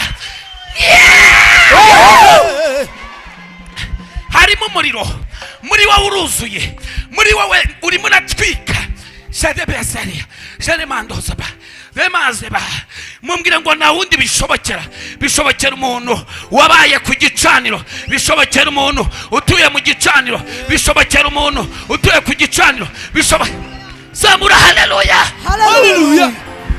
ni bande abantu biyemeje kuba ku gicaniro bakajya bagendana igicaniro bakabana n'igicaniro bagacururiza mu gicaniro bagasabira akazi mu gicaniro bakonyereza mu gicaniro bagakora fiyasaye mu gicaniro fiyasaye yabikubahisha Imana fiyasaye yabikarimya fiyasaye yabikaririmbya ubucuruzi bwabo bukaramya ngo batanga abandi gutera haleluya zirindwi mw'abantu b'Imana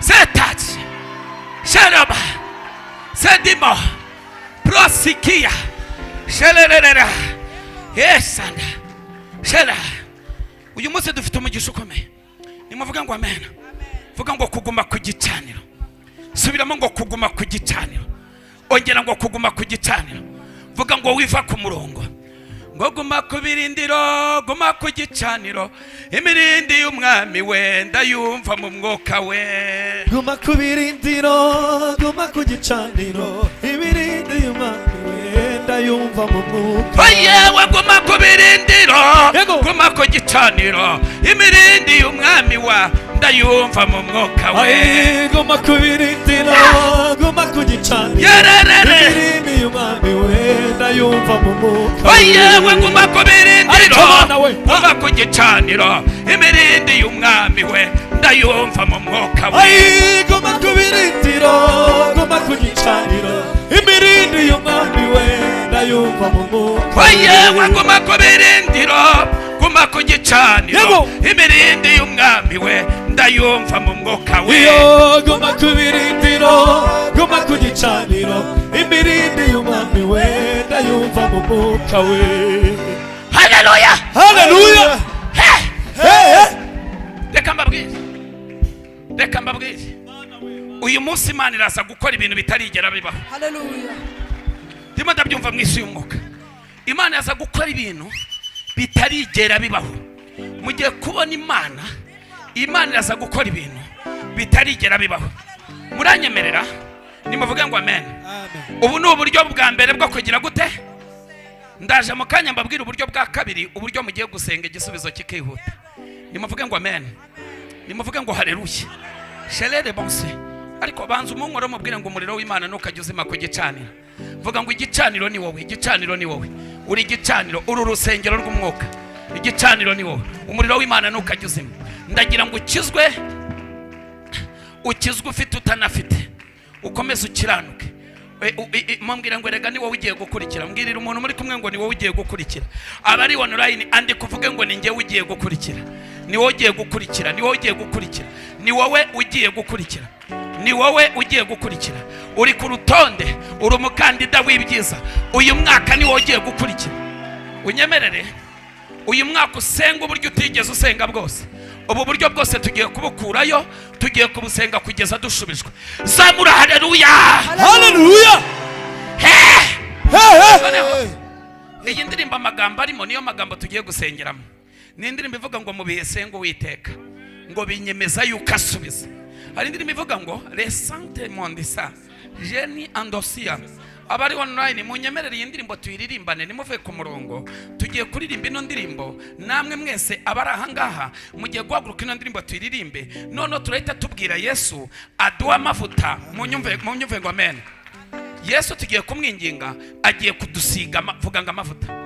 Yesu agiye kudusiga amavuta yo kugira ngo haleluya tubashe gusenga niturambirwe. Hari abantu bajyaga basenga bakarambirwa bagasenga bakabivamo bagasenga bakarekura. Tugiye gusaba Imana amavuta yo gusenga niturekure. Tugiye gusenga nitugire gute? Tugiye gusenga nitugire gute? Oya tugiye gusenga niturekure. Abantu biteguye gusenga niba bivemo muzamura amaboko yanyu. Aya mavuta Imana igiye kuyasuka, aya mavuta Imana igiye kuyasuka, aya mavuta Imana igiye kuyasuka, aya mavuta Imana igiye kuyasuka. Wajya gusenga bikanga, Imana igiye kuguha amavuta yo kujya usenga nugire gute? Gusenga nugire gute? Gusenga nugire gute? Ugiye kujya usenga nurambirwe. Uhereye uyu munsi wa none ntabwo uzongera gusenga ngo urambirwe. Ugiye kujya usenga nurambirwe, ugiye kujya usenga nucogore, ugiye kujya usenga nusubira inyuma. Amen. Hari n'abandi nduzi bajyaga basenga amasengesho akabashirana. Yego uyu munsi wa none mugiye kwakira, mugiye kujya musenga uretse kuba umuntu yabakomanga akababwira ngo nyaboneka rekeraho ngo amasaha yagiye. Ugiye kujya usenga ku buryo ijuru riza sabura. Haleluya, haleluya. Umva muri wowe hagiye kududubiza amasoko yo gusenga, hagiye kududubiza amasoko yo gusenga, hagiye kududubiza amasoko yo gusenga, hagiye kududubiza amasoko yo gusenga, hagiye kududubiza amasoko. Hari amasoko agiye kududubiza, hagiye kududubizamo amasoko. Amen. Reba umuntu muri kumubwira ngo muri wowe ndabonamo isoko, ndabonamo isoko y'amasengesho, ndabonamo isoko y'umwuka, ndabonamo isoko y'amavuta. Haleluya, haleluya. Ugiye guhinduka isoko. Iyi soko abana be bagiye kuyinywaho, umuryango wawe ugiye kuyinywaho, famiye yawe ugiye kuyinywaho, abagukoma. Sabura. Haleluya, haleluya. Mwamaze kwitegura ngo nimwakira ibisubizo byanyu. Imana ibaha umugisha. Mwitegure muzamure ino ndirimbo, muyizamure shenge. Oreya bashendere yenderekere boshandara oramasara babazo barabasakoroma. Muzamuke mwamuke abari online mwaguruka ino ndirimbo turimo. Ni yakangahe? 49. Tugiye kuririmba indirimbo ya 49. Mubiye senga Uwiteka. Yere.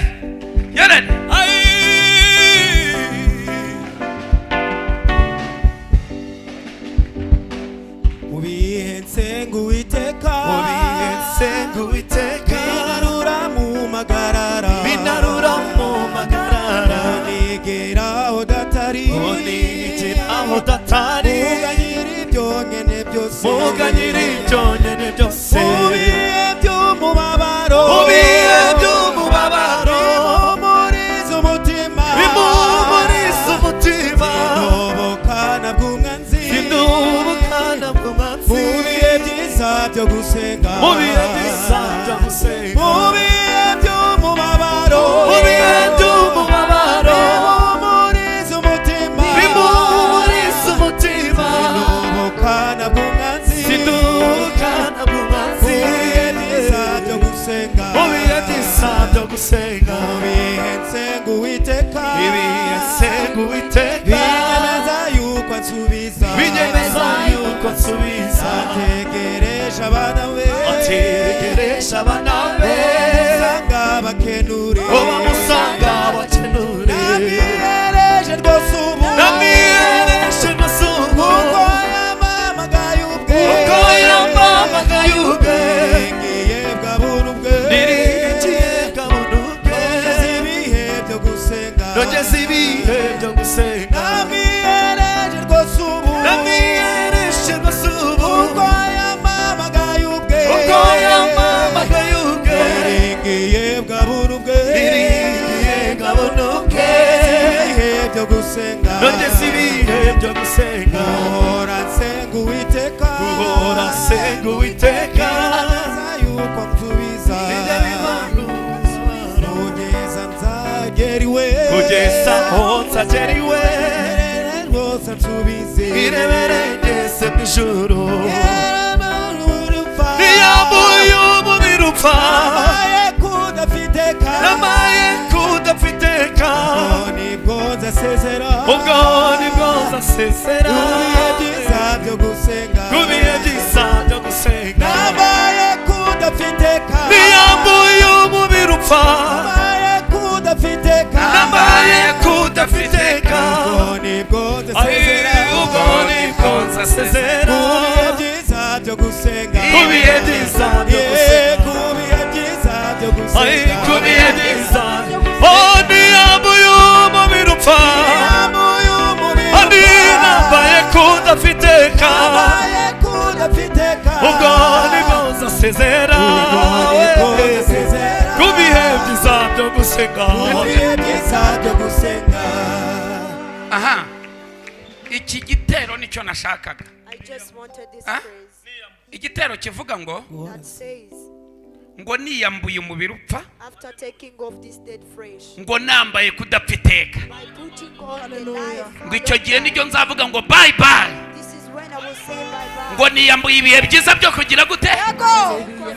ariko igihe nyambaye umubiri upfa But while I'm still in this flesh that dies, sinzigera asezera ibihe byiza byo kugira gute I will never farewell to the good time. haleluya haleluya reka rero mbasabe Let me request you then, church online online church, muracyambaye umubiri upfa are you still in this dead flesh? abo turi kumwe hano The people were together. muracyambaye umubiri upfa Are you still in this flesh which dies? tugiye gusenga imana iduha amavuta byo gusenga ntiturambira We are going to pray to God. I may give us the anointing to pray without ceasing.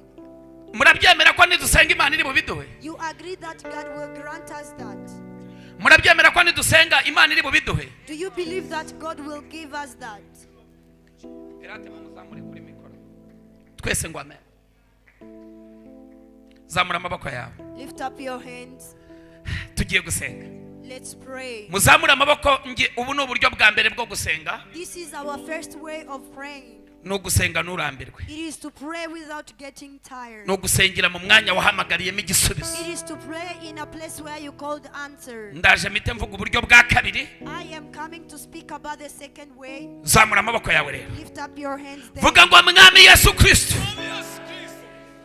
subiramo ngo mwami yesu kristo uyu munsi iki gitondo nkeneye amavuta I need an nkeneye amavuta nkeneye amavuta nkeneye amavuta va mu mwanya wawe usenge uhamagara amavuta yo gusenga nturambirwe Leave out your place, then you pray that you may call this anointing of not stopping. nkeneye amavuta yo gusenga sindambirwe I need the anointing to pray without getting tired. najyaga senga nkarambirwa I used to pray till I become tired. banza umbabarire mwami But first forgive me, Lord. aho nari naravuye mu mwanya Wherever I was out of my position, navuye mu mwanya wo gusenga I was out of my position to pray. navuye mu mwanya wo kuguhamagara I was out in the position of calling you. navuye mu mwanya wo kukwinginga I was out of the position to intercede. navuye mu mwanya wo kuvugana nawe I was out of the position to talk to you. navuye mu mwanya wo kuguhamagara I was out of the position to call you. nararangaye I have been distracted. ibirura birinjira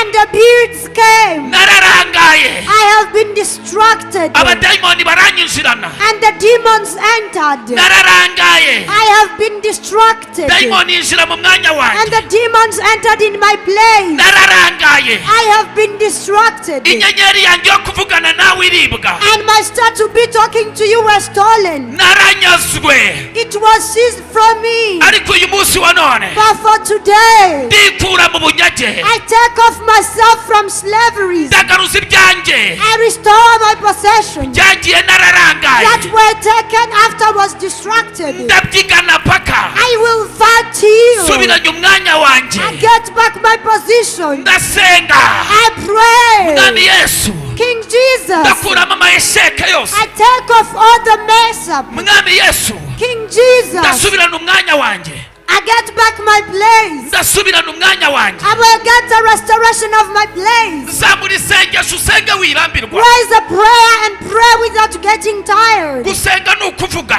Praying is talking. gerageza uve mu mwanya wawe usenge ukoma amashyi Try to be out of your place and pray by clapping your hands. senga ukoma amashyi Pray by clapping your hands. senga ukoma amashyi Pray by clapping your senga ukoma hands. amashyi Pray by clapping your senga hands. ukoma amashyi, Pray by clapping your senga hands. ukoma amashyi, Pray by clapping your senga ukoma hands. amashyi, Pray by clapping your senga ukoma hands. amashyi, Pray by clapping your hands. senga koresha imbaraga Pray, zawe, pray, use your effort. umubiri wawe nusenga uramya, Let your fresh prayer by koresha worship. amashyi yawe, Use your upload. koresha ibitekerezo byawe, Use your mind. koresha imbaraga zawe, Use your effort. koresha amaguru yawe, Use your legs. koresha ibitekerezo byawe, Use your thoughts. koresha imbaraga zawe, Use your koresha effort. icyitwa icyawe cyose, Use anything that's called yours. senga kugeza bibaye, Pray till something senga happens. kugeza bikoretse, Pray till something happens. wirangara, Don't be distracted. wirangara, Don't be ibikurwanya distracted. ntibiryamye, What against you is not nawe sleeping. wiryama,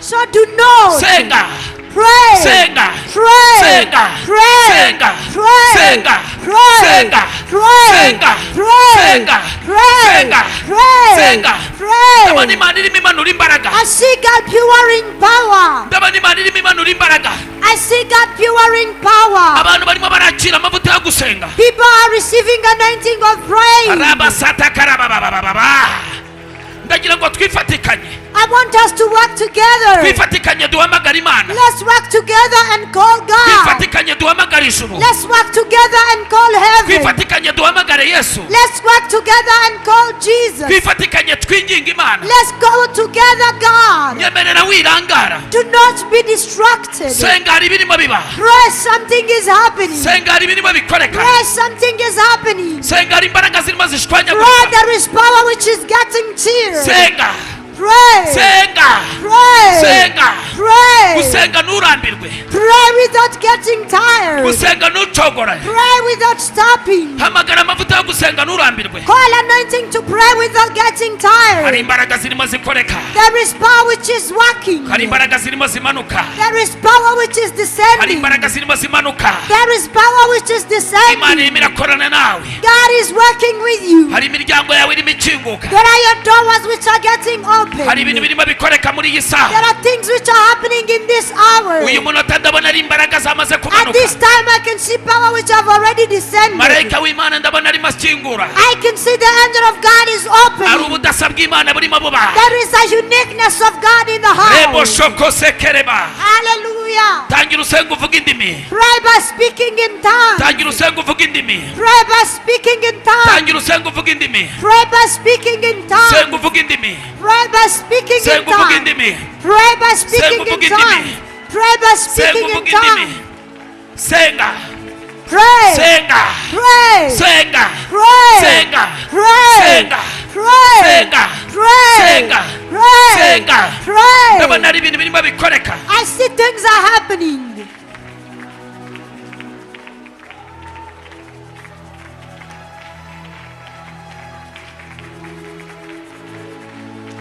senga, Pray.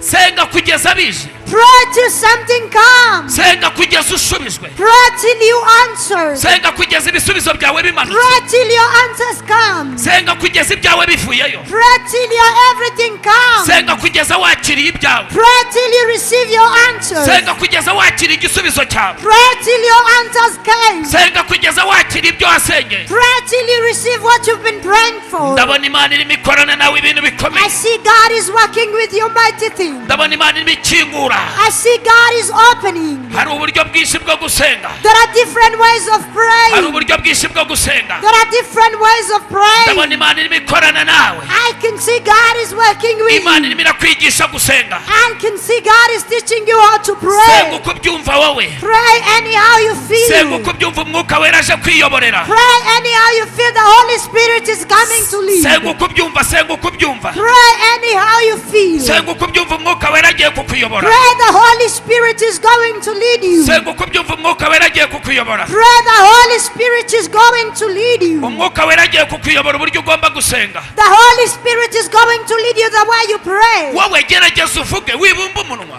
You just speak out, don't close your mouth. wowe ufite ibyifuzo uri musengera, You have the prayer wishes you're praying for. uyu ni umwanya wo guhamagara imana yawe, si umwanya wo kwihamagarirwa, This is the time to call by yourself God. gerageza udedemanga usenge, try your best and work harder through prayer. imana igiye kongera ijwi ryawe, God is going to get you a louder voice. ijwi ryawe rigiye kuzamuka. And is going to exalt higher. Aka ni akanya kawe ugiye kwiyamagarira imana. This is your time to call God. Wirangara, Don't be distracted. wirangara, Don't be distracted. wirangara. Don't be distracted. Wowe senga gusa, Just pray. senga isengesho ryo Pray the prayer. ririshakira aho riri bufate. It will find its own way. Isengesho ririshakira The umwanya, prayer will look for its own way. isengesho rirashaka aho riri bufate, The prayers will find where to take. isengesho rirashaka aho riri The buhagarare. prayers will find where to stand. Wowe senga gusa, You just have to pray. senga ribigiye kuba, Pray something is going to happen. senga wicika intege, Pray, don't be discouraged. senga wihagarara. Pray, do not stop. Abana bawe bahamagarira imana, Call God for your children. sengera urugo rwawe,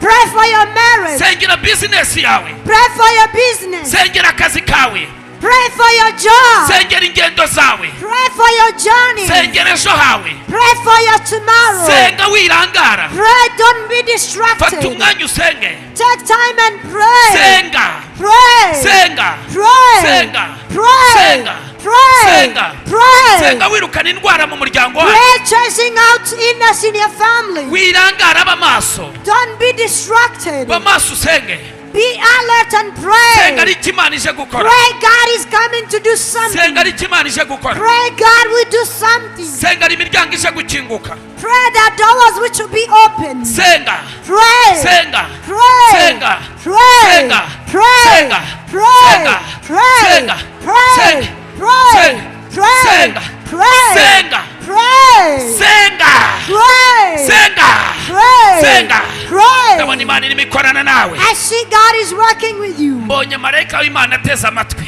I can see the angel of God is alert. mbonye umwuka wera arimo agenda azamura isengesho ryawe, I see the Holy Spirit is elevating your prayer. mbonye umwuka wera arimo azamura isengesho ryawe, I see the Holy Spirit is taking your prayer higher. mbonye umwuka wera arimo azamura isengesho ryawe, I see the Holy Spirit is taking your prayers higher. mbonye umwuka wera arimo azamura isengesho ryawe, I see the Holy Spirit is raising your prayer. umwuka wera ateze amatwi. The Holy Spirit is listening to you. Wowe vuga amagambo menshi mu buryo bwo You gusenga, just say a lot of words by praying. wowe yavuga umwuka wera agiye gutoranya agomba Just kuzamuka. say the Holy Spirit will choose what to take to God. Uva nkubwire, Let me tell you, wiba umunebwe mu gusenga, do not be lazy by praying.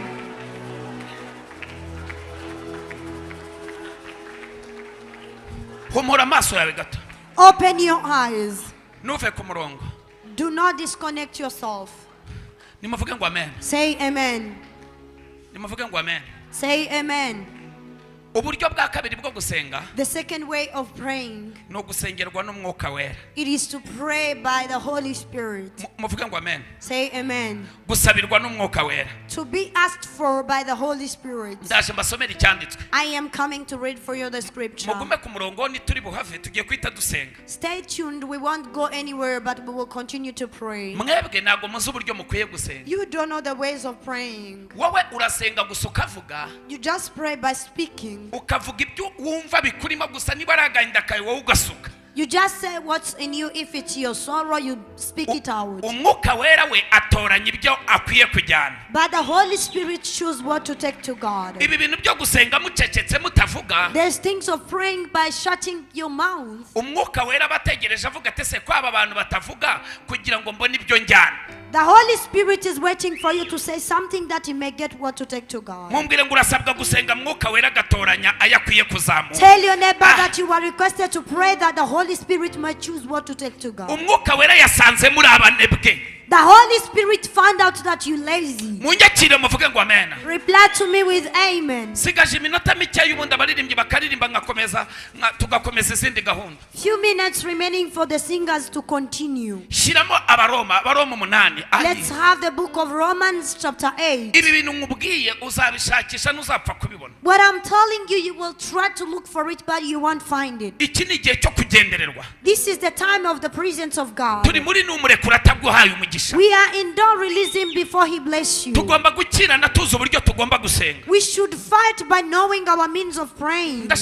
abantu bari online bashobora kwakira ibisubizo mbere yanyu. It is possible that the online church can receive answers before you. Kuko aho bari barimo birwanaho. Because where they are, they fight for themselves. Kuko bazi ko batari kumwe gutya ngo mbavugeho. Because they are sure that we are not together physically, that I may touch them. Nituvuga gusenga wowe ugerageze kuvuga. So when we talk about praying, try to speak out. Ari umwuka wera akuzaho. There is a time the Holy Spirit can come on you. Akaza ategereje kuri buvuge. And he come waiting for you to say something. Wasenga amasengesho 20 agasanga 18 n'ay'ubupfapfa.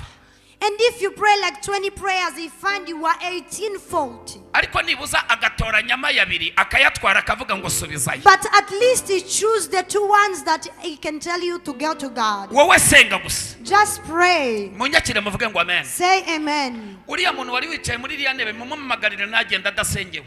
Call the person who was seated in that church, no move out before we pray. Mumumagarire mbonye ari ikintu Imana igiye gukora mu buzima bwe. I see there is something God is going to do in his life. Mumugarure azasengerwe. Get back that person. Hari igitangaza mbonye Imana ikora. There is a miracle I see God is doing. Alepakara mashana. Abaroma 8:23 tugeze 26. Shekele de. Kuburyo tugiye kohereza amasengesho umwuka wera agiye gutoranya ayagomba kugezayo. We are going to have prayers and the Holy Spirit will choose what to take. Wikwirimita mu gusenga. Do not limit yourself in prayers. Senga kugeza umwuka wera. Pray till the Holy Spirit. Senga kugeza umwuka wera. Pray till the Holy Spirit. Abonye amasengesho ari bujyana. Get enough prayers of taking to God. Wiba umunebwe mu gusenga. Do not be lazy by praying. Senga amasengesho abemeshe. Pray so that your prayers may become more. Yose ntago ari bugereyo. All of it will not go. Umwuka wera wabereyeho gutoranya yakwiye kujyana. The role of the Holy Spirit it is to choose what to take to God. Nyakira ngo haleluya. Say hallelujah. Ndashaka ko musenga mukamenya uburyo bwo gusenga. I want you to pray till you know the means of praying. Tikalabo shondo roshi. Hallelujah. Soma mukobwa wa. Ariko sibyo bisa. Ahubwo natwe abafite umuganura w'umwuka. Abafite umuganura w'umwuka. Natwe tunihira mu mitima yacu. Mworera ku muntu mwegeranye mubwire ngo uyu munsi wa none ugomba kuniha. Hallelujah. Ibintu byo guceceka ukamera cyangwa Tell your neighbor that you should take your time and groaning. Wowe urareba gusa. You just look. Asu kureba nukwataka. Here it's not all about looking, but it's all about attacking. Uriya mupfakazi yataza gutaka. If that widow shouldn't speak out his problem, Yesu yari bukore. do you think Jesus would do something? Iyo Bartimayo ataza gusakuza. If Bartimaeus shouldn't speak out, Yesu yari bukore. do you think Jesus would do something? Ijwi ryawe risohore. Take out your voice. Ijwi ryawe risohore. Take out your voice. Nurisohora. If you get it out, Imana iraza kumva ijwi ryawe. God will hear from your voice. Umwuka wera atoranya ibyo agomba gukora. And the Holy Spirit will select what to take to God. Witeguye gusohora ijwi ryawe umwuka wera akarijyana. Are you ready to speak out and the Holy Spirit take your words to God? Soma. Ariko rero ibyo umuntu yiringira. Yego. Twagiye. Uriya bashikere mosondi. Ahubwo natwe abafite umuganura w'umwuka natwe tunihira mu mitima yacu. Yego. Dutegereza guhindurwa abana b'Imana. Reba umuntu mwegeranye mubwire ngo uyu munsi ugomba gusenga kugeza ku rwego Imana iri buguhindure.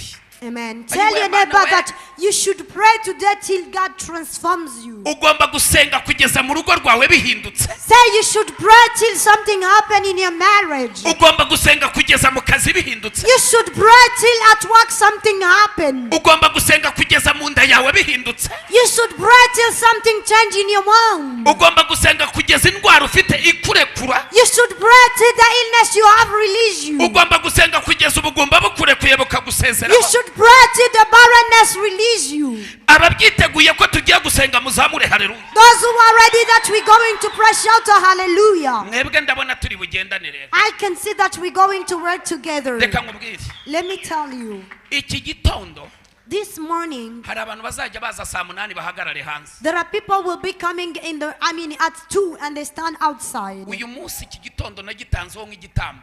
I have offered this sacrifice of the morning.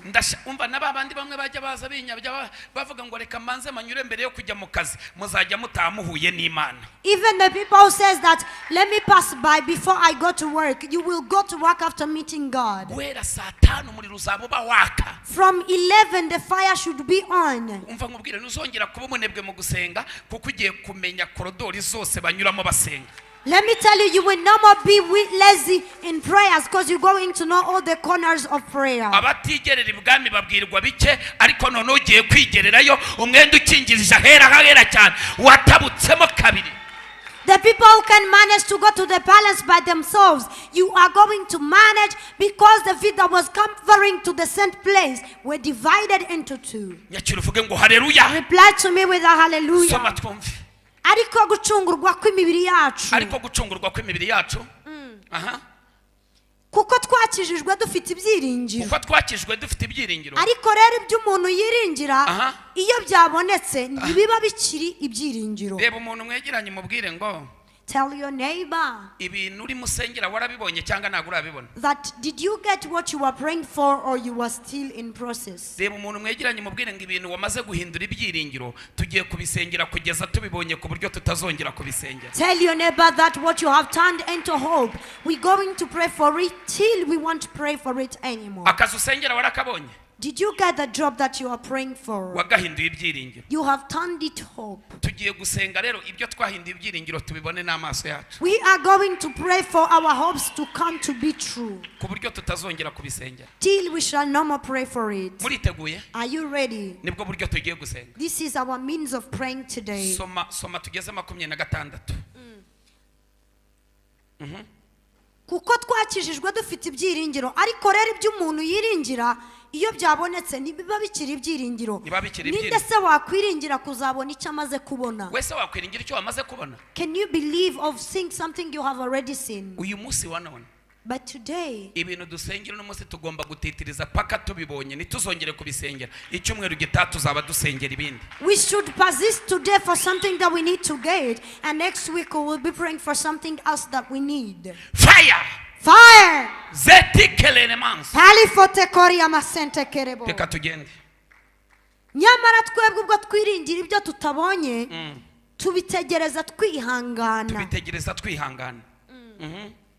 Komeza. Uku niko n'umwuka adufasha mu ntege nke zacu. Uko umva kakana. Uretse gato.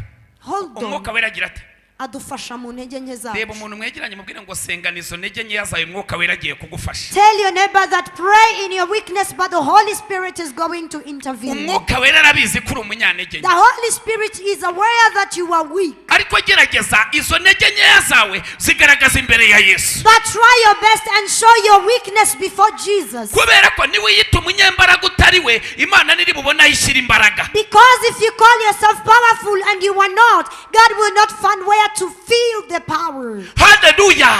Hallelujah. Wabyumvise? Did you get that? Zetike zandoroshi. Hallelujah. Sherererere. Glory. Soma. Kuko tutazi uko dukwiriye gusenga. Kuko tutazi uko dukwiriye gusenga. Hari ibyo uzi? No. Aha, hari ibyo uzi? Ariko umwuka w'ubwe niwe udusabira aniha iminiho itavugwa. Ariko umwuka w'ubwe niwe udusabira atunihira iminiho itagira gute? Itavugwa. Rero twebwe turabanza tugaragaze za ntege nkeya zacu imbere y'Imana. Then we need to activate our weakness to God. Turasengana bwa bupapa. We pray with our wickedness. Imana iraza gutoranyamo amagambo akwiriye. But God will select in the right words. Niyo umwuka wera aribuze kuzamura. This is what the Holy Spirit will take up. Buri muntu wese afite marayika uhagarariye umwuka wera ku buzima bwe. Everyone has a representative angel upon his life. Ikibazo raporo azamura ayizamura n'amagambo atanu wavuze. The problem, the report he gives to God is that it doesn't even have 5 words. Uyu munsi marayika waze kuza kuzamura raporo yuzuye amasengesho. But today may the angel take a report which is filled with prayers. None se ko Imana isubizayo wasenze wowe irasubiza iki? So God answers the prayers that you've been praying for. So what will he answer if you don't say something? Gusenga no kuvuga cyangwa no guceceka? Is he talking about praying or it's all about shutting our mouths? Tugiye gusenga rero umwuka wera bihindure. We're going to pray till the Holy Holy Spirit change things. haguruka Stand up. munyakire muvuge ngo amen. Reply to me with amen. Haleluya, haleluya, haleluya. Hallelujah. Je déconsodorosa. Je dégourmande. Bavandimwe Imana yamanutse. Dear brethren, the Lord is in the house. Ndababwiza ukuri ko Imana yaje. I'm telling you that the Lord is in the house. Muvuge ngo amen. Say Hari amen. ibyifuzo wari ufite? Did you have some prayer requests? Ugiye kuva mu mwanya wawe sisha umva urava hano uzunguruka uru rusengero ugenda usenga ugerageza kugira ibintu ugenda ubwira Yesu. You are going to shift out of your position, then move around by telling Jesus some words. Nashaka umva ngubwire nushaka kwibwira amagambo nushaka kuvuga ibyifuzo 500 Imana irazamura ibikwiriye. Though you can speak up about 500 prayer requests, God will take in what deserving. Ariko kimwe cyugiye gusubizwa. But the most important that is you're going to be answered. Umwuka wera The Holy Spirit. nasanga uri umunebwe. Do not allow the Holy Spirit to find you still lazy. Aho kugira ngo akwite umunebwe akwite umunyantege nke. Instead of calling you lazy, please let him call you weak. Umunyantege nke n'umunebwe biratandukanye. A lazy and a weak person are two different. Umunyantege nke ni umuntu wagerageje shobora guterura kano kantu kakananira kubera intege nke ariko nagerageje. A weak person is someone who can try to lift this box, but because of weakness he have failed, but he tried. Ariko umunebwe waragenda akiyorosa akavuga ngo nibishaka izabiko. But a lazy person goes and cover himself and say, if God wants, we'll make it. Imana avuga ngo tera intambwe imwe. God says that have one step. Nanjye ndatera 99. I will have 99 steps. Simamu ukeneye kuza gusengerwa. Don't you want to come here that we pray for you? Nimwaje gusenga se? Didn't you come here for praying? Nese ijambo ry'Imana kuryumva ni wajya no kuri YouTube ukaryumva. Can't you go on YouTube and follow the word of God? Ariko biravuga ngo ababiri barutumwe. But the Bible says that two are better than one. Twaje guteranira hamwe ngo dusenge. We are gathering together that we may speak to our God. Wagize ngo se bano bantu bananiwe gukurikira rino jambo ryamaze kurangira. Don't you think that these people can manage to follow the service after? Ariko baragira ngo umwuka w'iyisaha bagendane nawo bari live dusenga n'Imana ikore. But they just want to follow and go in the same spirit by this hour. Zamura amaboko dusenge niba waje gusenga. Lift up your hands, then we pray if you are here for praying. Tugiye gusenga kugeza cyamunara zivuyeho. We are going to pray till the unctions are over. Tugiye gusenga kugeza amadeni yishyuwe. We are going to pray till the loans are paid. Tugiye gusenga kugeza promosiyo zibonetse. We are going to pray till the promotions are on. Tugiye gusenga kugeza ibintu wasengeraga ubibonye n'amaso yawe. We are going to pray till you see what you was expecting. Ndashaka ko dusenga ukakira telefone ikubwira ko cya kibazo cyarangiye. I want us to pray till you receive a cell phone that tells you that the problem is solved. Tugiye gusenga bamwe mugiye kwakira message z'akazi mukiri muri iri teraniro. We are going to pray till some of you receives the message of jobs. Tugiye gusenga bamwe bagiye gusinyirwa ibyangombwa hari abantu bagiye kubura amahoro nibarangiza batangire basinyire mu office. There are people who are going to be peaceless and they start signing in the offices. Abandi bagiye kwakira email z'umugisha. Others are going to receive blessed emails. Abandi abari barababenze bagiye kubagarukira bagiye kuba message bamwe bakiri muri ano materaniro. And others whom they were deceived, they are going to text you back in this service. Twebwe tugiye gusenga isengesho ryo riraza kureba aho riri bufate twege ntabwo tuhitayeho. We are going to pray, but the prayer by itself will impact the right position. Tugiye gusenga kugeza ibisubizo byacu bishe. We are going to pray till our answers come. Munyakire muvuge ngo amen. Reply to me with amen. Ori abashendere bose. Hallelujah. So uburyo bwa kabiri bwo gusenga. Isn't the second way of praying? Uburyo butatu bundi ndaza kubuvuga kuko urabona uburyo bumwe burimo barafata umwanya munini. Look, one way it's taking us long time. Munyakire muvuge ngo amen. Say amen. Reka dusengere muri ubu ngo bari kijuru rinyeganyege. Let's pray in this time for heaven to be shaken. Rimwe kabiri gatatu zamura isengesho senga. 1 2 3 raise your prayer and start praying. Senga ukoma amashi. Pray by clapping your hands. Senga ugenda genda. Pray by moving around. Koresha amaguru yawe. Use your legs. Koresha igihimba cyawe. Use your chest. Koresha amaguru yawe. Use your legs. Koresha ibitekerezo byawe. Use your mind. Senga. Pray. Senga. Pray. Senga. Pray. Senga. Pray. Senga. Pray. Koresha amavi yawe. Use your knees. Koresha isengesho ryawe. Use your prayer. Koresha akanwa kawe. Use your mouth. Umwuka wera we agiye kubihindura. The Holy Spirit is going to change them. Fata akanya uhamagara Imana. Take time and call God. Senga. Pray. senga ukoma amashyi, Pray by clapping senga hands. ukoma amashyi, Pray by clapping senga your ukoma hands. amashyi, Pray by clapping senga your ukoma hands. amashyi. Pray by clapping Hari your ibintu uri hands. busange byamaze There are kurangira. things you will find I've already done. Senga, Pray. senga, Pray. senga. Pray. Ndabona Imana irimo ikora ibintu I bikomeye. see God is doing mighty things. Raboshoka zakarabasendere boshakaraya baba. Ora masendere boshoko ya baba. Ora mazababa basondora baba. Uko gusenga kwawe. Senga Your uvuga indimi. prayers, pray by speaking in tongues. Nibibana ngombwa utangire usengere mu ndimi. And if you can pray in tongues, Niba ari icyifuzo cya Mwuka Wera iyo raporo izamuka igere ku Mana. if it's the prayer request of the Holy Spirit, let the report reach to God. Niba ari icyifuzo cyo guhinduka mushya iyi raporo igere ku Mana. If it's the report to become new, let it go to God. Niba ari icyifuzo cy'akazi iyi raporo igere ku Mana. If it's a report of job, let it go to God. Senga kugeza ufite ibyawe birekuye. Pray to the one who has your possessions released. Uko ukoma amashyi cyane. As you are clapping more your hands, Imana itiza umurinda ayo mashyi yawe. may God support your upload. Uko uzamura ijwi ryawe cyane. As you are raising higher your voice, Iryo jwi ryawe Imana nirigeze kure. may God take higher your voice. Uko usenga wihuta. As you are praying quickly, Imana niyihute mu byawe. may God come quickly in your Ihute, everything. ihute, ihute. Go quickly, quickly. Senga. Pray. Senga. Raba shokoro yebere karabashandara ya babara. Yeah. Gerageza senga. Pray. Senga Imana irimo irakorana nawe. Pray God is working with you. Senga imiryango irimo ikinguka. Pray there are doors which are getting open. Imana irimo irakorana nawe ibintu bikomeye. God is working with you much things. Hari imiryango irimo ikinguka. There are doors which are getting open. Mu isi y'umwuka birimo birakoreka. In the realms of spirit it's Mu happening. isi y'umwuka birimo biraba. In the realms of spirit it's Mu happening. isi y'umwuka hari ibintu birimo bipfa. In the realms of spirit there are things which are Mu dying. isi y'umwuka hari ibintu birimo bikinguka. In the realms of spirit there are things which are getting Mu open. isi y'umwuka hari imiryango irimo ikinguka. In the realms of spirit there are doors which are being opened. Rebo shoko sekere bebebebe.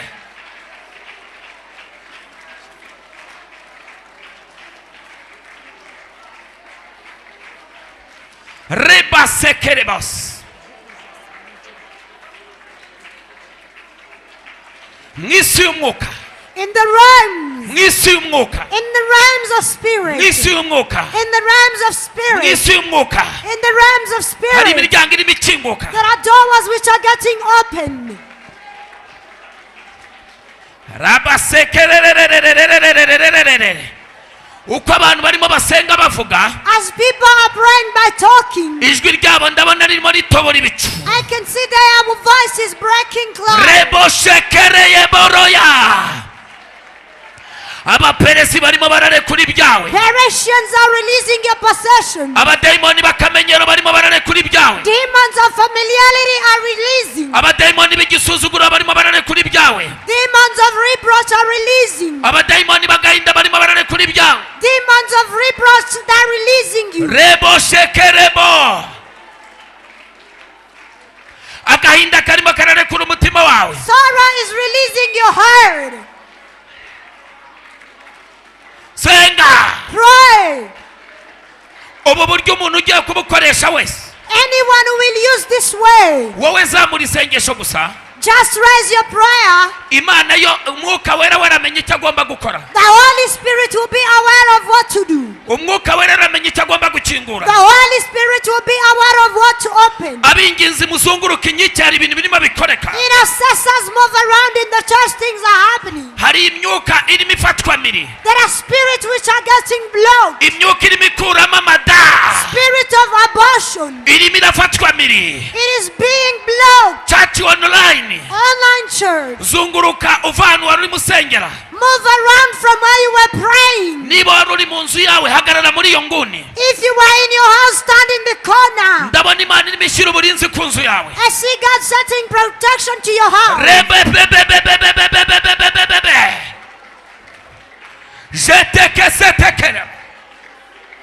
Nyemerera, nyemerera, nyemerera. Allow me, allow me. Abarinzi b'inkike muhagarare ku nkike. The leaders of intercession stand. Mukinga inzugi gatoya. Close the doors. Hari imiryango ikingutse. There are doors which are open.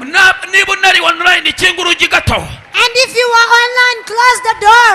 fata iminota 5 yo gukinga inzugi. Take 5 minutes to close the door. ugiye guhamagara Imana, hari imiryango irimo ikinguka. You are going to call God. There are doors which are getting open. abegereye senti muyegere. Those who are closer to the piano, get closer. hari ibintu bigiye gukoreka kano kanya. There are things which are going to happen right now. gerageza usenge. Try your best and koma amashyi pray. yo muri senti, koma amashyi yo muri senti, abegereye ingoma. rebesekerebo shit. Shelelelelelelelelelele.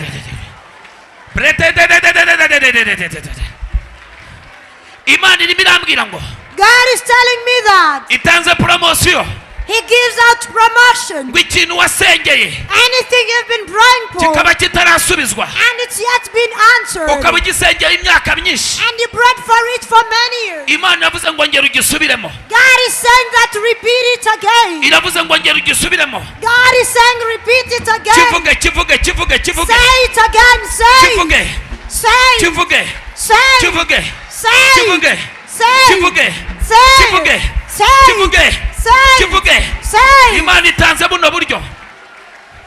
ubu buryo butatu nabwo ndabuvuga. These 3 ways I will say. ubu buryo butatu busigaye bwo gusenga. These 3 ways of praying. ndumva umwuka arimo ambwira ngo dusenge. I feel the Holy Spirit is leading us through praying. iki kintu kivuge Say that thing. kivuge.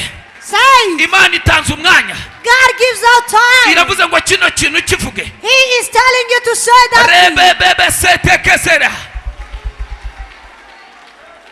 senga ukoma amashyi. Pray by clapping your hands. senga ukoma amashyi, birimo birakoreka. Pray by clapping your hands. Something is happening. niba ari ukurira aya marira n'ubwanyu mugiye kuyarira. If it's crying, cry for your last time. bwira Imana yawe bya bintu byakunaniye. Tell your God everything that you can do by yourself. wabwiye abantu bakumvira ubusa. You told people and had you for no reason. wabwiye inshuti ntizagira icyo zibikoraho. And you told friends that didn't do anything. wabwiye abavandimwe ntibagira icyo babikoraho. As well the brethren, nothing they have done. wabwiye imiryango ntiyagira icyo ibikoraho. You have told the family nothing they have done. Imana iravuze ngo none guteza amatwi. Here the Lord is saying that He's alert to you. niba ari ugupfukama upfukame.